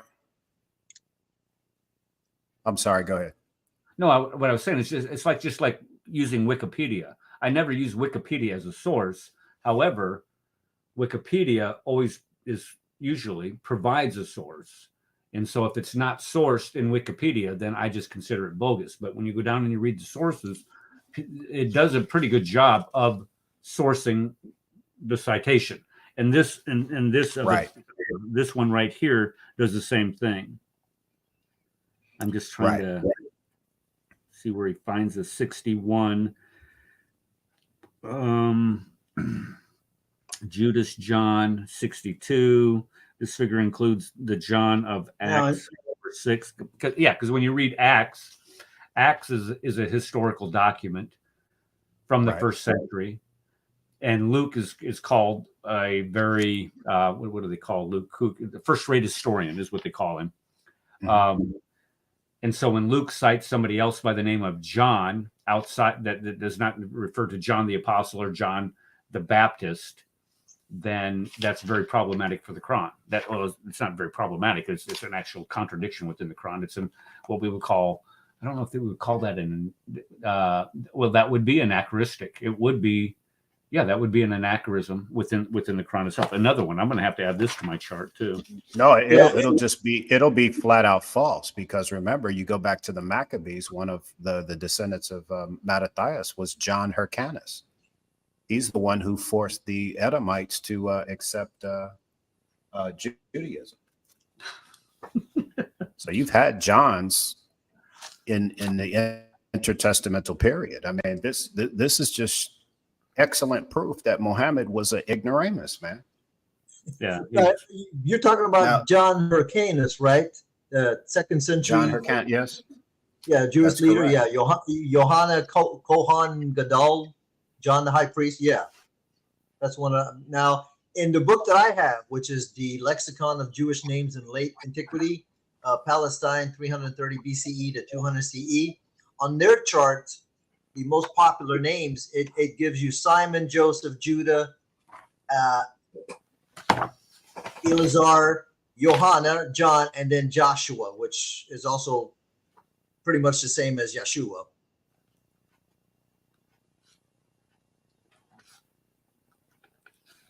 And then number 8 is Jonathan, which is another variation of John.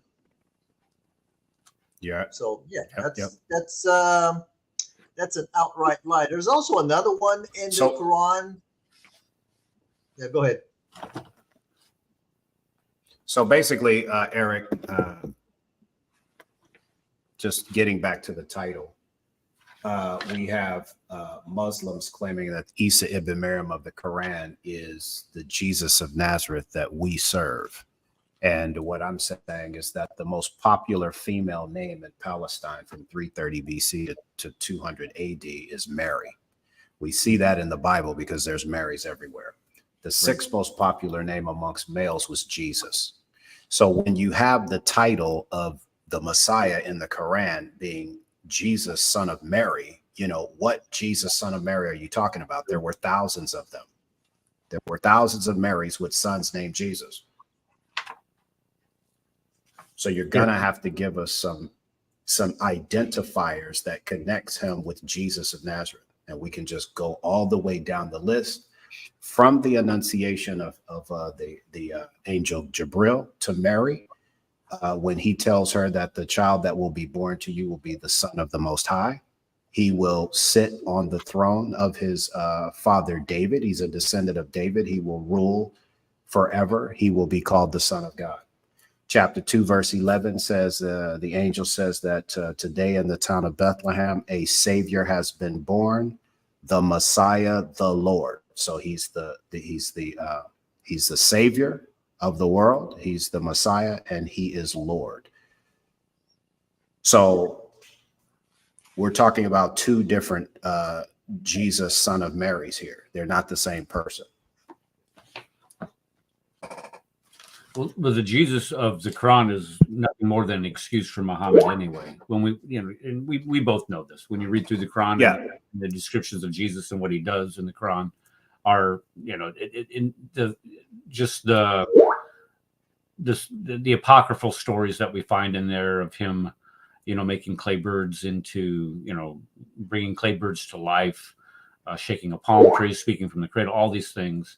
Muhammad did not know the difference between an apocryphal story and what was canonical, or what was widely canonical stories at the time. So he just tried to pass them off on a widely oral and ignorant population that was more than receptive to this. And then this is what gave them the motivation to supposedly, and I don't believe it for a second, but spread out from the Hijaz all the way up into what is, into what is now Judea and Samaria, and across North Africa and all the way up into Europe. I don't believe that for a second, but Muslims do. And that's the problem. They believe that the Jesus of the Quran is the same Jesus of the Bible. But when you can show them clearly, and this is just a great example. I mean, this is like a quintessential example of where. Yeah. And you can demonstrate it though, and that's the thing. But you've debated them. You've debated more than I do, because I can't stand engaging with people. It just makes me angry trying to do it, and you're very patient with them. It's just, you know, I can't handle stupidity like that. And when they deny, you know, things that are known to be factual, I don't know how you can ever engage with people like that, other than, you know, allow them to, you know, invade your country, kill 1,200 of your citizens, and then, you know, use their children and their women as shields when you try to exact some retribution on them. You know, I don't know what you do with people like that. Hey, Eric, I had talked to DL about this. I think the last one the last stream. If you read chapter 2, verse 249, whoever wrote the Quran confuses Saul with Gideon. You know, where God tests like who's going to go fight for him, the 300, right? It's Gideon, not Saul. But in the Quran, chapter 249, it is Saul versus Gideon. And also, I think they said if you read the tafsirs, then that's where he mentioned 600 when we know it was 300. God tests you by a stream. Whoever drinks in its water will not fear, will not be of me. But that's another. You know, I have to get on these streams more often. I could bookmark the Quran all night long. Their excuse will be that, oh no, that's a corrupted one. What's corrupted? The Bible? Yeah. Before you even go there, I've already copyrighted the rights to the book that I'm going to write that shows how the Bible corrupts the Quran or how the Quran corrupts the Bible. One of the two. I'm going to write this. Okay. Yeah, so I mean, it's like I could just see their excuse. Well, you know, what it disagrees with the Quran, because that's what the Muslims try to always say. Well, we only take what agrees with the, you know, what the Quran confirms. Therefore, if the Quran says that, you know, it was Saul and your Bible says it's Gideon, then the Quran is right. And yesterday, I did a little short 10-minute video. I think I posted it in Skype. I was looking at the period of pregnancy. Now, according to the Quran, now you might want to use this too. According to the Quran, the period of pregnancy is 6 months. Yeah. There's two verses. One verse says that the weaning period is 24 months. And then the other verse says that the period of pregnancy to the weaning is 30 months. So if you subtract, you know, 24 months for breastfeeding from the 30 months total, you get 6 months. So that is 6 months. And I went to one of those, you know, Q&A, those fatwa sites, and apparently the sheikh, somebody was asking the question, like, how can the pregnancy be 6 months in the Quran? And he's like, you cannot question whatever is in the Quran. If the Quran says it's 6 months, bro, you take it as 6 months. So I have a little video. I'll give you the link to it. Yes, well, send it to me in Skype, because I like when some people check my Skype. Go ahead. You guys can continue while I'm. What's that, a jab? It was just a rude comment. I like on some people. I check my Skype account. I just sent you some information also that I had sent to DL. It's got a lot of good stuff, you know. Okay. Here you go. Here's my little YouTube. Here we go. Oh yeah, I watched this before. Yeah, I've seen this. Well, I'm pretty sure I posted it in the group, the Facebook group. Yeah. Yeah, I clicked on it. I watched it, sure. And I thought it was kind of funny. It kind of reminds me of the Muslim that on Christian Prince live stream says, if the Quran contradicts my brain, I remove my brain. That's basically what Muslims do. and that you're right. That's exactly what they do. I mean, hold on. Can you see? Let me get my the little pig. Yeah, let me get my pig off the Sharia. There. Oh, the reliance of the traveler. Yeah, okay, hold on. I'm sorry. I mean, it's like, seriously, so you telling me that if the Quran says 2 + 2 is 5, you're not going to question it, and you're going to believe it. We've been through this several times, and okay, so it says here on page 597. Sorry, I messed up my camera. I shouldn't have done that. Okay. On page 597 of Reliance of the Traveler, which is the Sharia, it says to deny any verse of the Quran or anything which by scholarly consensus belongs to it, or to add a verse that does not belong to it, is considered apostasy. Boy, we know Wow. that. Well, the Wow. majority of the translators would be considered apostate if they're Muslim, because that's exactly what they do to the Arabic. They add stuff. So what was the verse that you quoted, that you were just talking about? Which one? The pregnancy one? The last one that you were talking about. That's 19:7. Which says what again? You're talking about the one about John? No, no, that's okay. But the point is that the reason why they defend it, you were oh, that's right. You were talking about why they defend Right. the Quran without question. You cannot question it, and it says to deny any verse of the Quran or anything which scholars consensus belongs to it, or to add a verse that does not belong to it, is considered apostasy. Let's see here.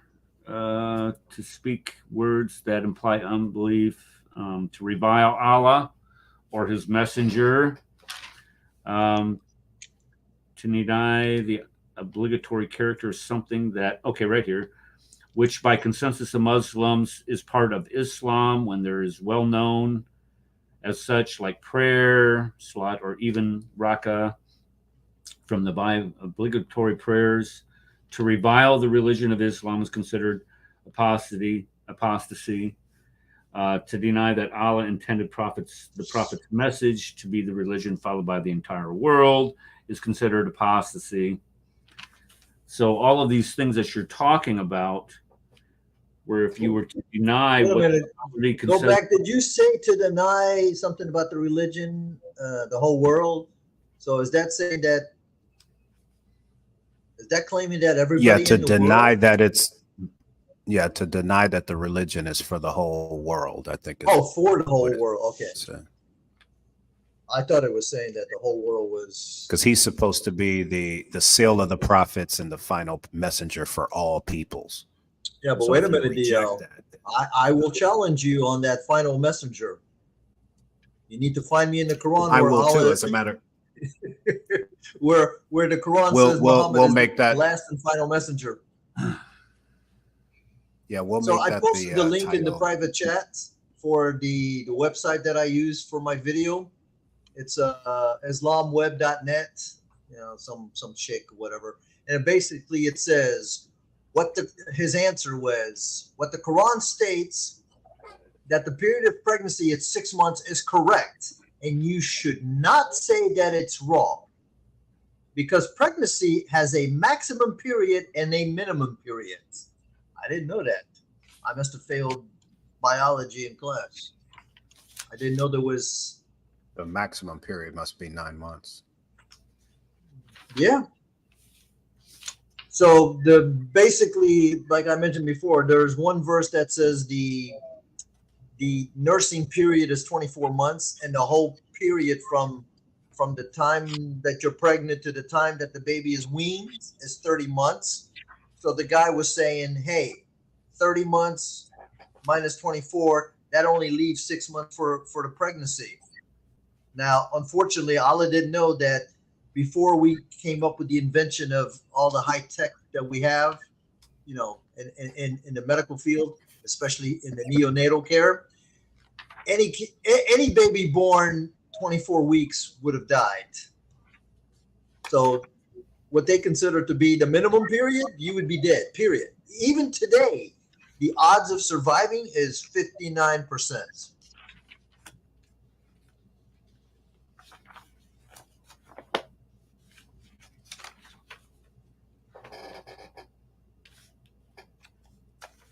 And one time now, I was speaking to a couple of Quran onlys, and I asked this Muslima, because she was like, yeah, whatever the Quran says, I believe it. I don't question it. And I said, cool.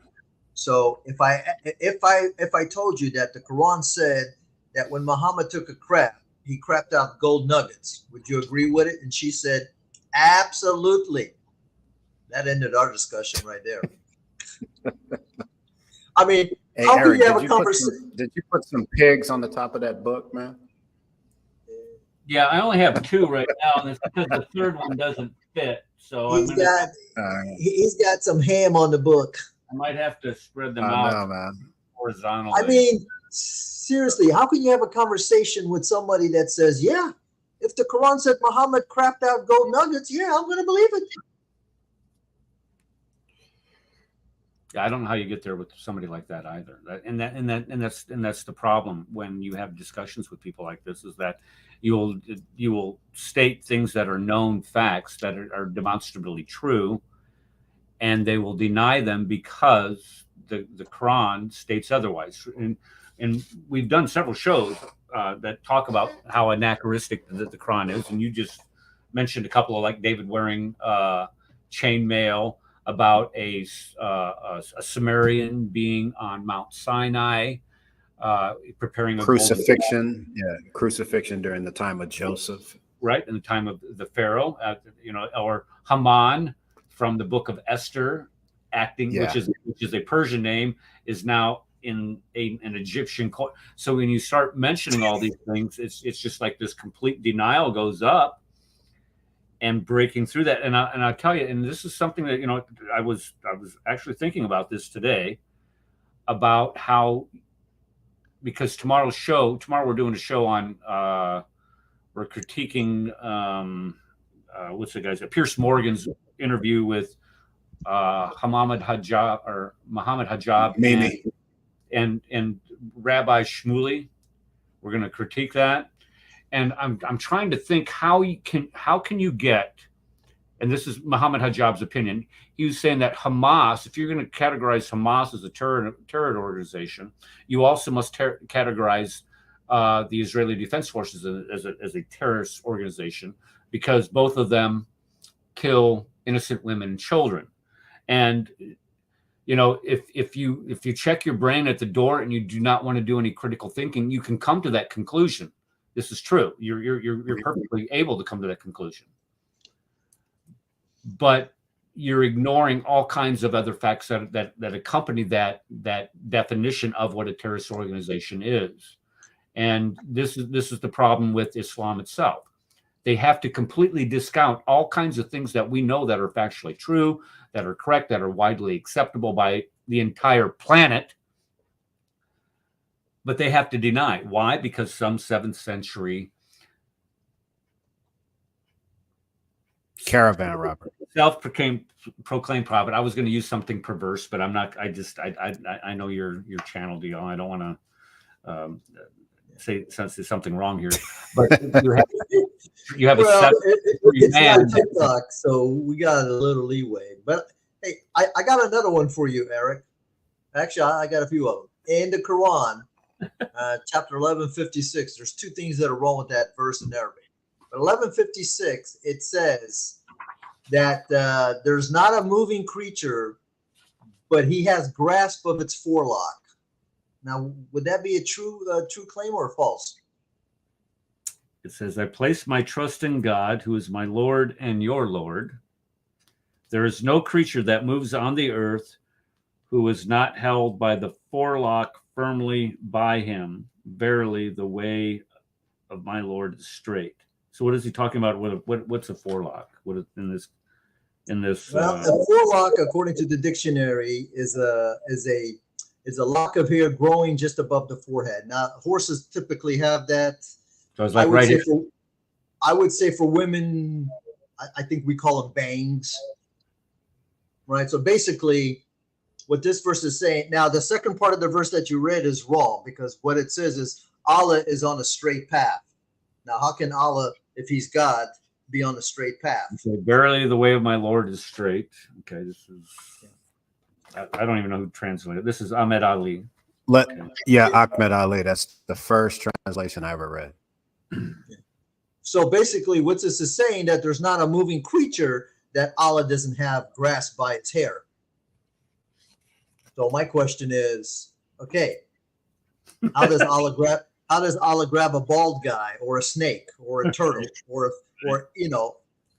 because there's no qualifier. It says there is not of a moving creature. So if it moves, it has hair, and Allah can grab it by its hair. Now, is that a true statement? I don't think so.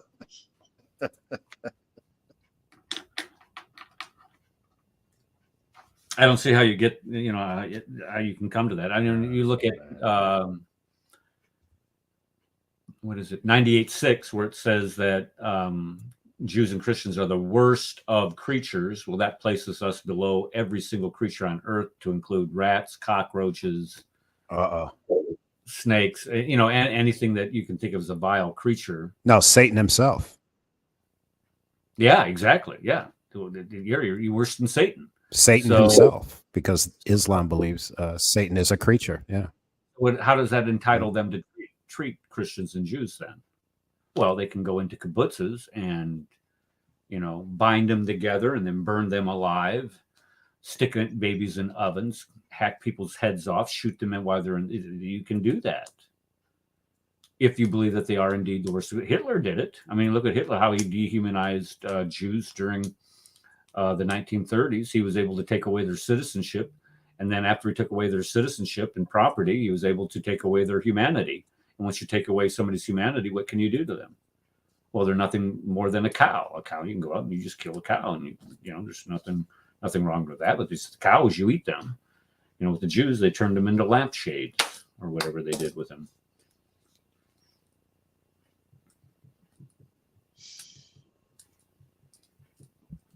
Seat covers and things like that. Yeah. I mean, like I said, knowing what I know about Islam has nothing to do with, being raised a Christian. I could never be a Muslim. Just by reading the Cologne, just by reading the Quran. And Eric, we did that for 11 months. Boy, that was the most torturous 11 months of my life. You and Paul? There's no way that if you use your brain, your God-given brain, that you can read the Quran and say, yeah, baby, I'm going to be a Muslim. I don't know how anybody says that. Well, once I read the Quran, I realized the truth of it. I don't know how people can get there. Let me retract that.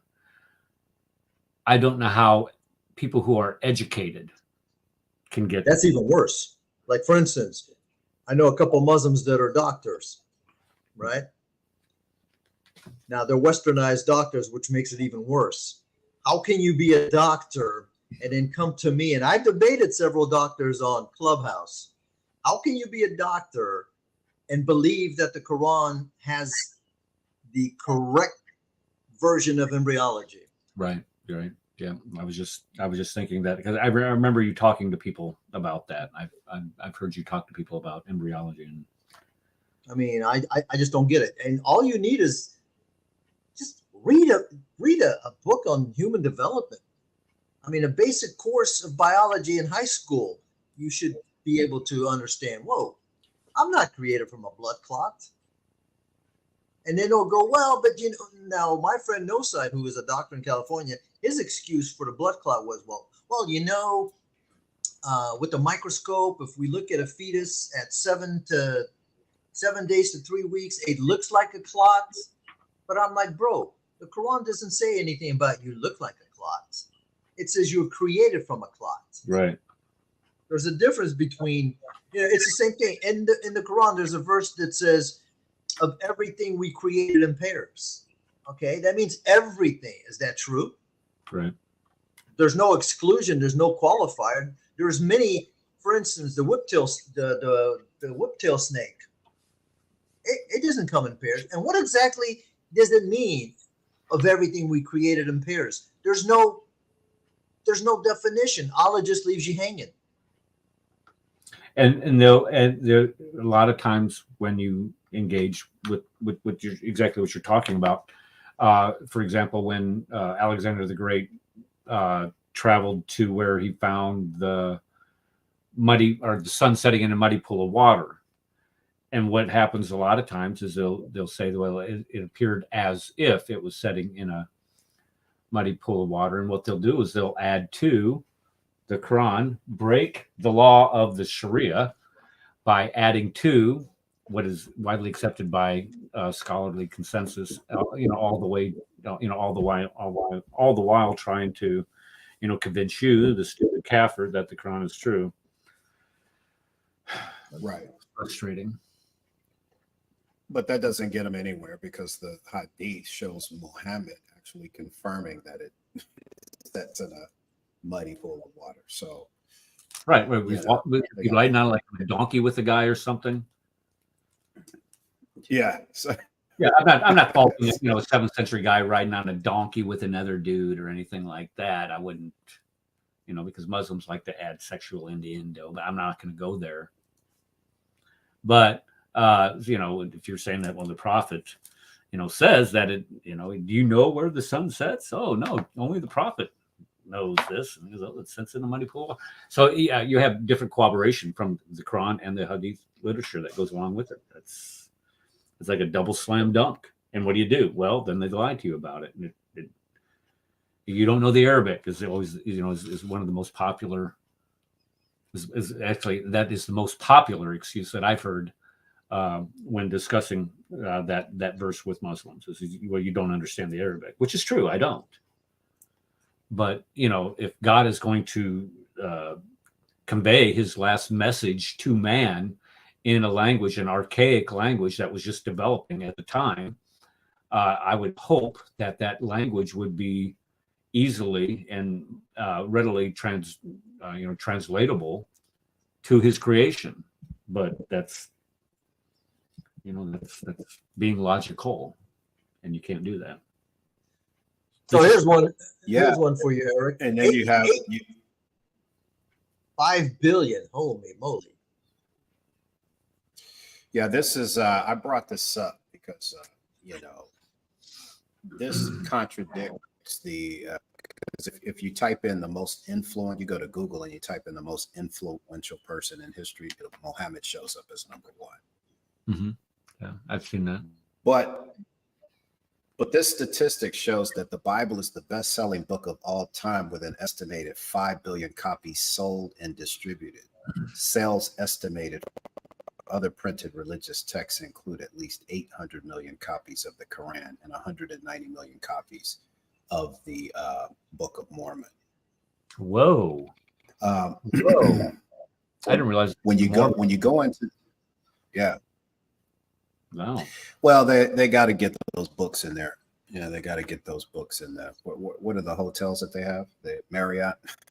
Mm-hmm. So, yeah, I use Marriott. I get Marriott discounts. My wife is like this Prime member. She's like treated like this royalty every time we go to a Marriott. It's sick, but I don't complain because. Is that right? I get all the perks too. Yeah. Well, she with her job. I don't want to let too much out, but with her job, when she travels, she always stays with one hotel, and that's Marriott. And when you travel, whether you're working, whether it's on the job or we're traveling, we travel quite a bit, that's all we book. And when you do that, you get Marriott, what they call Marriott. I don't know how we got off in this subject, but anyway, you get Marriott points. And by getting Marriott points, you get some nights you can just stay for free, or you can get a discount by using these points or whatever. So it's kind of like it's kind of like being in a gang. It's just with the hotel is all it is. Right. But anyway. No, so when you look at this, you're looking at, there's how many Muslims in the world? About 1.6, 1.7? No, they're putting that number over 2 billion now. But that's a lie. The official number is supposed to be now is 2 billion. One of the things that, if you guys pay attention, if you listen to Muslim scholars speak, they always say over 1 billion Muslims. They never say 1 point something. They just say over 1 billion. Because I think that, living in the academy is a little bit different than living in a mosque, right? So they have to be a little bit more honest about these numbers. Sure. But this is as of 1995, right? So up until now, you got over 5 billion copies sold. So just imagine what a Muslim is up against. There's only 2.5 billion Christians. I saw an estimate saying 2.8, but I don't agree with that. But anyway, you got let's just say 2.5 billion Christians, but you got 5 billion copies of the Bible sold. This second is not even a close second. It's less than a billion for the Quran. So now you got Muslims out here going and doing dawah, and they're confronted with a bunch of people, because if it's 5 billion copies sold and there's 8 billion people in the world and only 2.5 billion are Christians, and you got 2 billion more people who aren't even Christian reading the Bible. So the Bible is the biggest obstacle to anybody believing that the Quran is true. And that's why Muslims are always on a pan-Hellenic mission to try to, attack the foundation of Jews and Christians' belief, which is the text of the Bible. It's the only thing that they have. It's the only thing that they got going for them. Now, let me ask you a question on that, because this is an idea that I've thrown around. That I was going to write this book last winter during Christmas break. You get like 2.5 weeks as a teacher off, and I titled it The Preponderance. And what I was going to do is I was going to list all these reasons why the Quran is false. And I was just nugging stuff out. I was quoting directly from the Quran. I was quoting directly from the Tasfir, Ibn Abbas, Al-Jalalain, all these guys, even Kathir.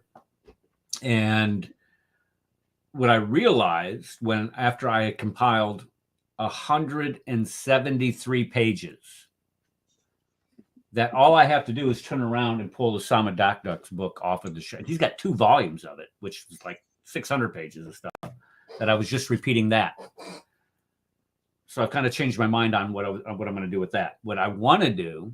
What's the name of his book? Osama's? I have his English Quran version, but somebody told me he was going to redo that. The Truth About the Quran. Exposing the Truth About the Quran, volumes 1 and 2. Oh, okay. All right. I got to check that out. All I was doing was just repeating what he had said with a less than academic approach that he has, because Osama's like, this beast of knowledge when it comes to the Quran. Well, so what I'm thinking now is to be more specific, because one of the most common objections to Christianity by Muslims is saying that the Bible has been corrupted. But the fact is that the Quran itself does not say that the Bible was corrupted. We all know this here, between us. The Quran does not in any way, shape, or form say that the Bible has been corrupted. As a matter of fact, the Quran says that the Bible is the Word of God. Right. So my focus here would be how the Quran actually corrupts the Bible itself. It is the Quran that corrupts the Bible. It's not the Bible that, or I could take it from the other way and say, well, the Bible corrupts what's in the Quran. I haven't decided which way I'm going to go with it, but that is going to be my focus come May, because I'm kind of like at a 95% certainty that this is going to be the last year that I'm teaching. And I'm going to be able to start doing things that I want to do now that I'll be completely retired. And I thought you were already retired. No, I was telling Kenny that so Kenny would just leave me alone. But they and you would not believe the amount. No, I knew you were. I was just playing with you. Oh yeah, okay. Well, yes. Yeah, the thing is that these clowns, this is what they do. They think that they're, they can.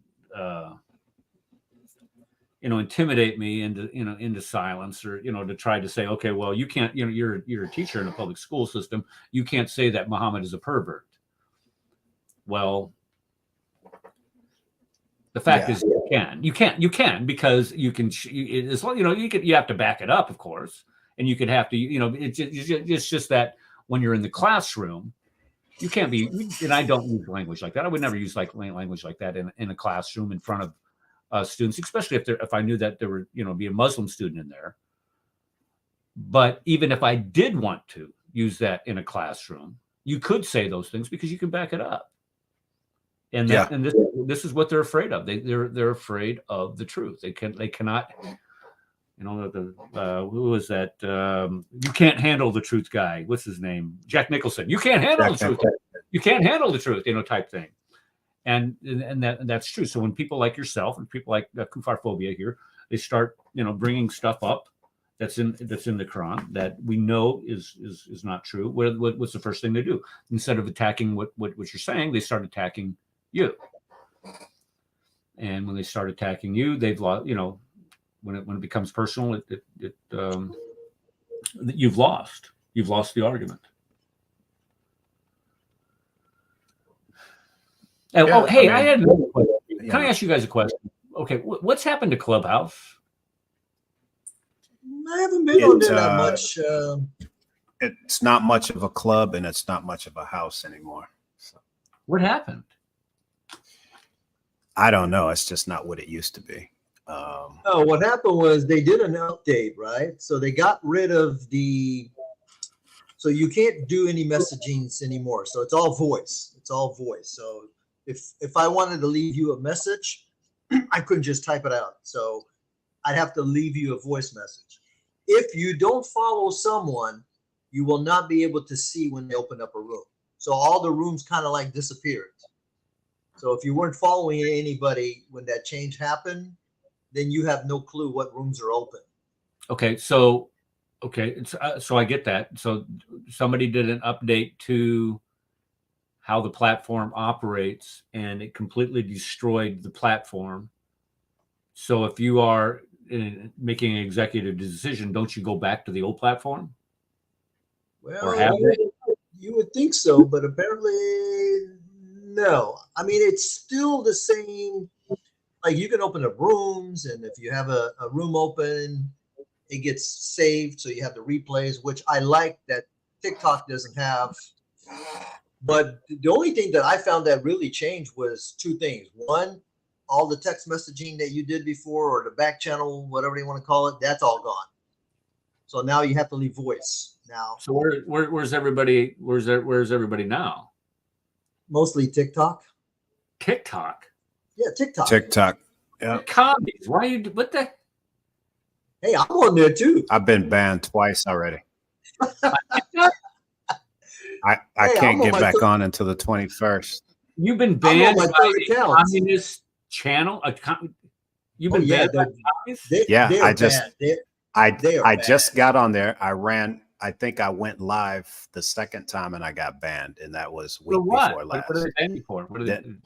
They claimed it was hate speech. There's some Muslima named Itachi or whatever, and I put her name in a title, trying to call her out, and so they said that was hate speech. Then the last one, I think what triggered everything was the fact that I said without lies, Islam dies, and I think the word dies was what triggered them to. But I didn't care because I don't like TikTok. Yeah, you do get tons of people that come in and watch your shows and stuff, and I guess it makes people feel special, but I don't like the platform. Yeah, I'm on my third account. One is permanently suspended, so I can't do lives. Yeah, so this is the struggle that I went through on Facebook, where I've had like 9-10 separate accounts, because you have people like Marshall Gregory. Facebook? On Facebook. I've had 9 separate accounts on Facebook. Golly, I have never been banned on Facebook. Yeah, on Twitter. I had when the first interaction that I had with the great American lion Adawa, Marshall Gregory, I got banned. This was in October. It was during. I remember this vividly. I had taken my family to Disneyland, and I'm standing in line for the avatar ride. Okay. And I'm going back and forth with him. And, I just said, well, sir, you are nothing more than just an idiot. Well, what does he do? He reported me to Facebook for calling him an idiot, which he is. But Facebook doesn't know that. And said, oh, you can't call this guy an idiot. So I get a ban for 2 weeks or whatever it was, or 3 days or whatever. Well, the next thing I know, I get banned for 2 weeks, because what he did was he went back into all my previous posts and start anything that, that could be construed as being, offensive or whatever. He reported. So I got banned for 3 days just so they come off of that one. The next one, I got banned for 2 weeks, come off of that one. I got banned for a month, 3 months. So the next thing I know, I was banned a total of 6 months out of the next 5 months. And I just said, screw this. I'm going to get a new account. And then when in the new account, he caught that and he reported that. So I got that one deleted. He had my previous one deleted. So it was 9 accounts before I finally got it straightened out. Well, I beat you, Eric. God, my last account, I got Facebook jail 10 times in a row for 30 days. Yeah, there you go. Yeah. 300 days, DL, out of 365. I got put in jail because and what appeal process do you have with Facebook? 0. That's the problem. You're guilty until proven innocent. See, but what happened to me is that I was see, very active. Facebook is the place where I did the most damage. I mean, I before I started talking and engaging Muslim, I used to write, and I used to just kill them with that. Now I got kicked out of a bunch of groups like, Jesus versus Muhammad type groups, which were administrated by Muslims. But I've never been banned. But Facebook, man, 10 years ago, man, I was hardcore. And I never got banned at all. Didn't even get a warning. I did put up a picture of a little girl cooking some stew or something, like in a third world country. I actually just copied it from somebody made it, and it said, "This is Aisha making her husband his dinner" or something. And next thing I know, I came in the next day, and the picture was taken down. That's about it. But they didn't ban me, but they took the picture down and told me that they removed it because it violated our community. That's what I'm saying. I mean, I was literally, Muslims hated my guts, man, on Facebook. Now I rarely use Facebook. Keep it up. See, my problem was that I would insult them when they got really stupid. Yeah. When they got stupid, and let me tell you, I even lost my main account, which was my family account. I don't know why I was stupid. I couldn't help myself from posting on one of those Christians versus Muslim groups. But it got so bad that Facebook would find stuff from like 3 years prior and say, okay, we're going to suspend you for 30 days. That's exactly what they did, John. You have to go back and you have to delete all of your prior comments. I tried, but I was very active, and I was like in 10, 15 groups. One time I posted 2 images of 2 hadiths from Sahih Bukhari. Next thing I know, I get you've been, I think I got 7 days in jail for that one.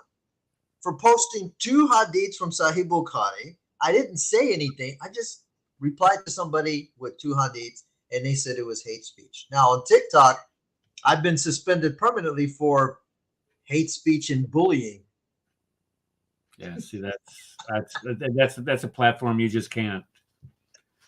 I don't know. I mean, put Facebook and Twitter and YouTube and Instagram together, and I think TikTok is even worse than all of them, because the videos that they took.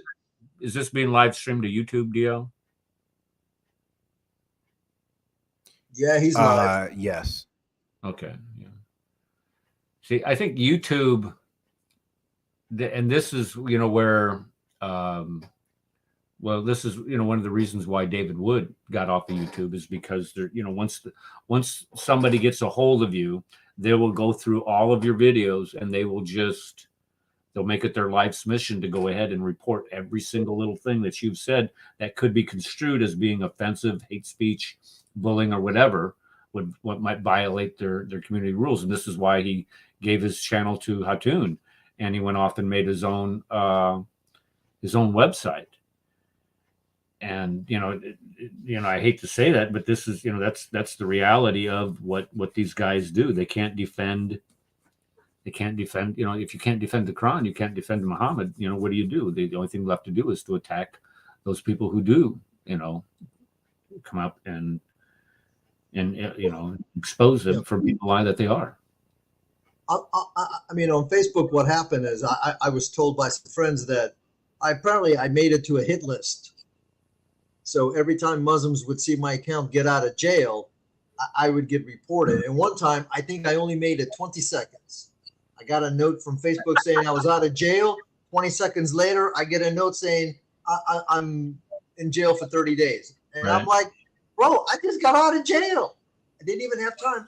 But it was like you said, they would go back years and find something where I called a Muslim an idiot.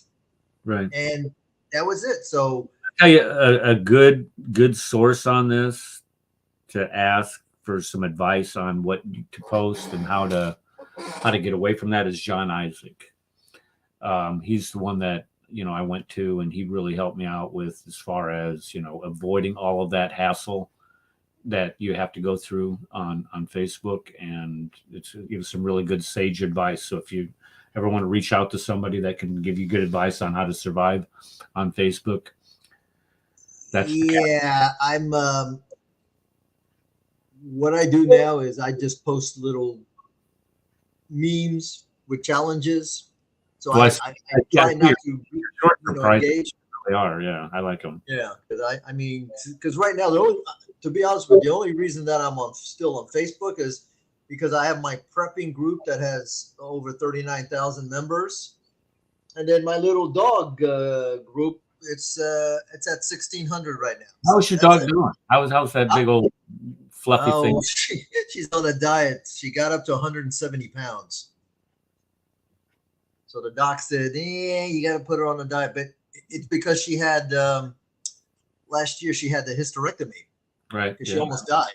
Yeah, I remember that. So I guess with the hormone imbalances, because, I was feeding her the same thing that I was feeding her prior, but she went from 145 to 170.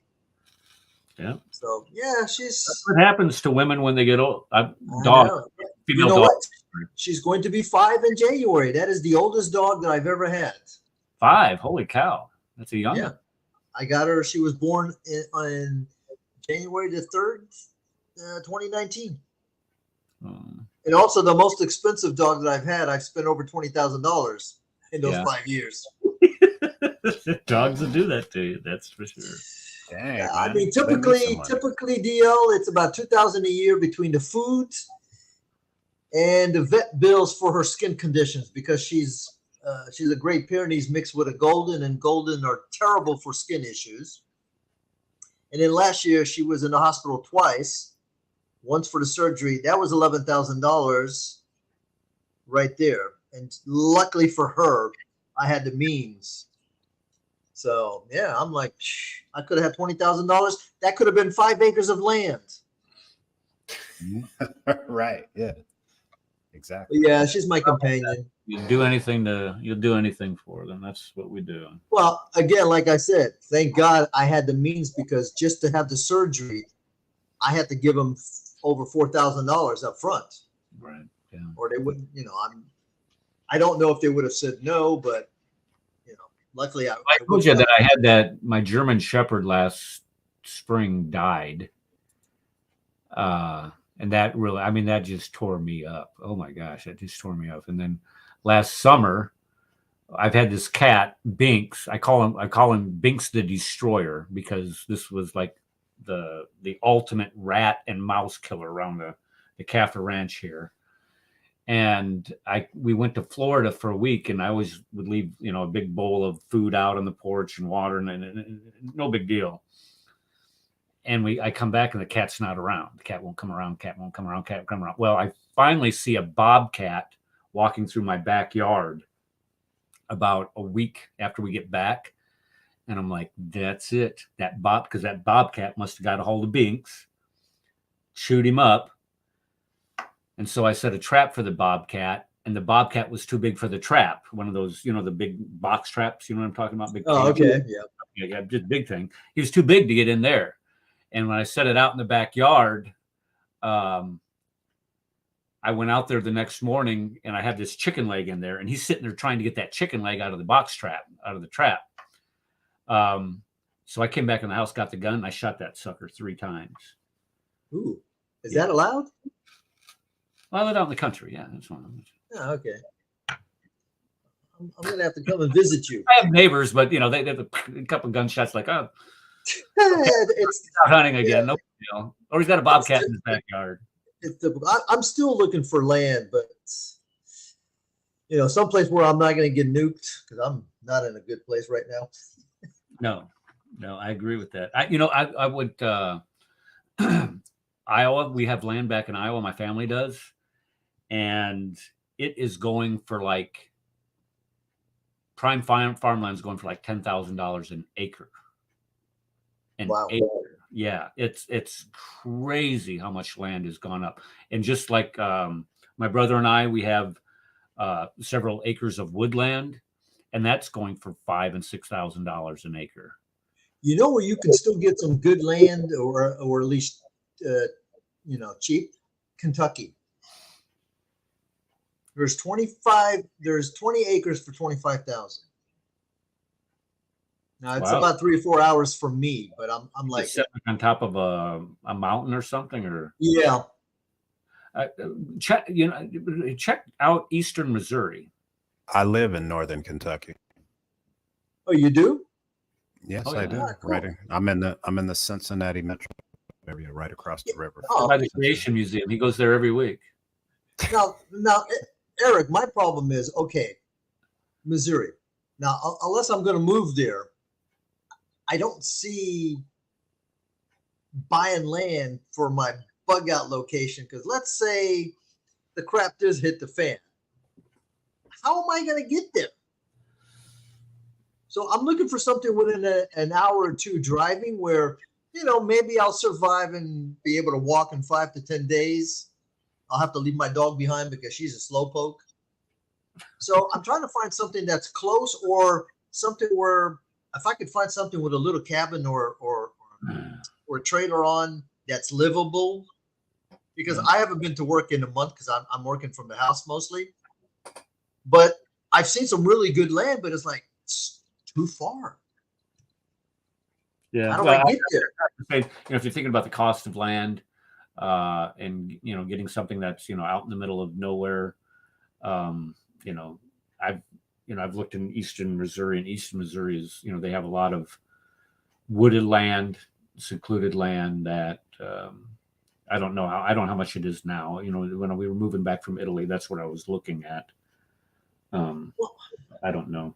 Hey guys, I got to run. All right, brother. It's always good to be with you guys, and sharing your nights with you, and talking about our favorite topic too. Unfortunately, we weren't able to get any Muslims in here to, defend us. Good luck with that. Maybe you ought to rename the show like the Muslim Hour, or the Islamic Hour, or the Islamic.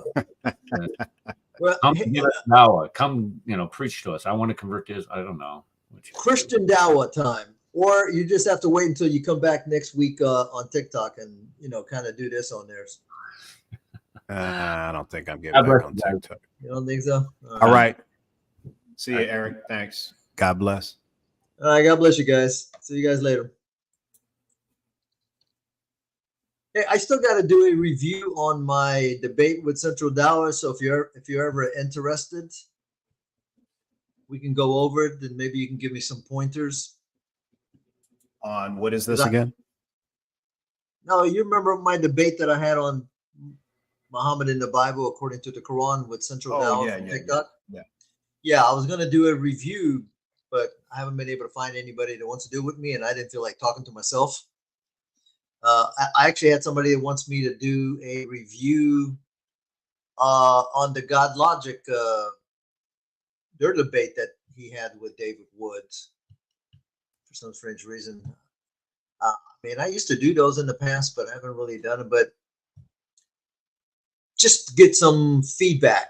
I'm pretty sure I made mistakes or so forth, but you know, if you ever want to do that, I'll let you know when I'm going to do it. You know, I'll give you the link. I'll try to see if I can get a couple people. Yeah, no problem, man. Anytime, man. All right, brother. You have a good All right. one.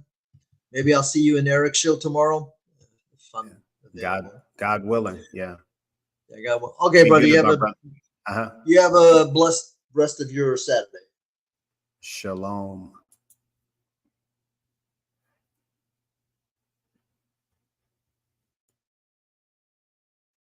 All right, everybody. This is Brother DL signing off for the Prophets Republic. Just remember that anyone who does not love does not know God, because God is love. Shalom, everybody.